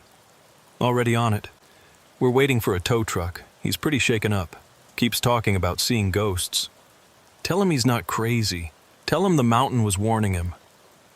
Buck was quiet for a moment. "Rex, what really happened to you up there? You've been different ever since." "I learned that the mountain is alive, Buck. It takes lives, but it also saves them. And some of us get caught in between, serving as messengers." "That's crazy, I know. But Clay is alive because those ghosts warned him. Just like you're alive because I warned you about your brakes last spring." Buck didn't argue. How could he? The evidence was mounting. Clay called Rex the next morning. "Buck told me what you said, about the mountain being alive. You think I'm crazy? I think I saw people who've been dead for over a century. I think they saved my life. So if you're crazy, so am I." "Welcome to the club," Rex said. Over the following months, Rex and Clay formed an informal network with Buck Williams, Buck Thompson, the old-timer from the truck stop, and a handful of other drivers who'd had encounters on the pass. They shared warnings, compared sightings, and quietly saved lives without making a fuss about it. The company noticed Rex's uncanny ability to predict problems and promoted him to regional safety director. The position came with a significant raise, but also more responsibility. Rex now oversaw safety for all mountain routes in California and Nevada. He used the position to implement new policies: mandatory brake inspections before all mountain passes, weather holds when conditions exceeded certain parameters, required rest periods before difficult descents. The policies saved lives, though only Rex knew how many of them came from ghostly warnings. A year passed. December 28th approached again, the anniversary of Rex's brake failure and the first Donner Party death. Rex felt the mountain calling him, a pull he couldn't ignore. He drove up to Donner Pass alone, telling Carol he needed to check on new safety equipment being installed. But really, he needed to face the mountain, to understand what his bargain with Mary meant. He parked at the brake check area at sunset. The temperature was dropping, and snow was beginning to fall. Rex stood where he'd made the decision to descend 2 years ago, looking down at the 7 miles of grade that had nearly killed him. Mary appeared beside him, along with dozens of other spirits. Men in mining clothes from the gold rush, railroad workers from the 1860s, truckers from every decade since highways were built. All victims of the mountain, all now serving as its guardians. "You came," Mary said. "I had to. I can feel it pulling at me." "That's the mark. You're bound to the mountain now, Rex Callahan. In life, you serve as our voice to the living. In death, I become one of you. Yes, but not for many years, if you're careful. The mountain is patient." Rex looked at the assembled spirits. "Do you regret it, being bound here?" An old trucker, his spirit form still wearing a 1960s-era uniform, spoke up. "I've saved 200 lives since I died in '68. My truck went over the edge, but my warnings have kept others on the road. That's a fair trade." Others nodded agreement. They'd found purpose in death, protecting others from their fate. "The toll must be paid," Mary said, "but we can influence how and when. Your sacrifice, deferring your debt to save Clay, bought us flexibility. The mountain accepted it. So Clay's debt is paid?" "All debts are paid, eventually. But for now, yes. And your work with the living, creating safety policies, warning drivers, that pleases the mountain. Fewer die, but those who do join our ranks and strengthen our watch." Rex understood. It was a balance. The mountain was dangerous, would always be dangerous. But the dead and the living could work together to minimize the danger, to help people navigate safely through perilous passages. His phone rang. It was Carol. "Rex, are you okay? You sound like you're standing in wind." He was. The wind on the mountain was picking up, snow starting to fall harder. "I'm fine. Just finishing up. I'll head home soon." "Drive careful. Weather service says a storm is coming." "I will." After hanging up, Rex turned to Mary. "Will I always see you? The others?" "When you need to. When the mountain needs you to. You're the bridge between worlds now." Rex nodded and walked back to his car. As he drove down the pass, carefully, respectfully, he saw them all along the road. The guardians, his future companions. They watched him pass with something like approval. At the bottom, in Truckee, Rex stopped at the truck stop. Buck Thompson was in his usual booth. "You went up to commune with them," Buck Thompson said. It wasn't a question. "Had to. It's the anniversary." "I know. I go up every March 15th, anniversary of my wreck. We all have our dates, our connections to the mountain." Rex sat down. "How do you live with it, knowing what's waiting?" Buck Thompson smiled. "How does anyone live knowing death is waiting? We just have a clearer picture of what comes after. And honestly, there are worse fates than spending eternity helping travelers navigate dangerous roads. Eternal highway patrol. Something like that. The roads need watching, always have, always will. We're just part of that tradition now." Rex thought about it as he drove home. He was 42 years old. With luck, he had another 30 or 40 years before the mountain claimed him permanently.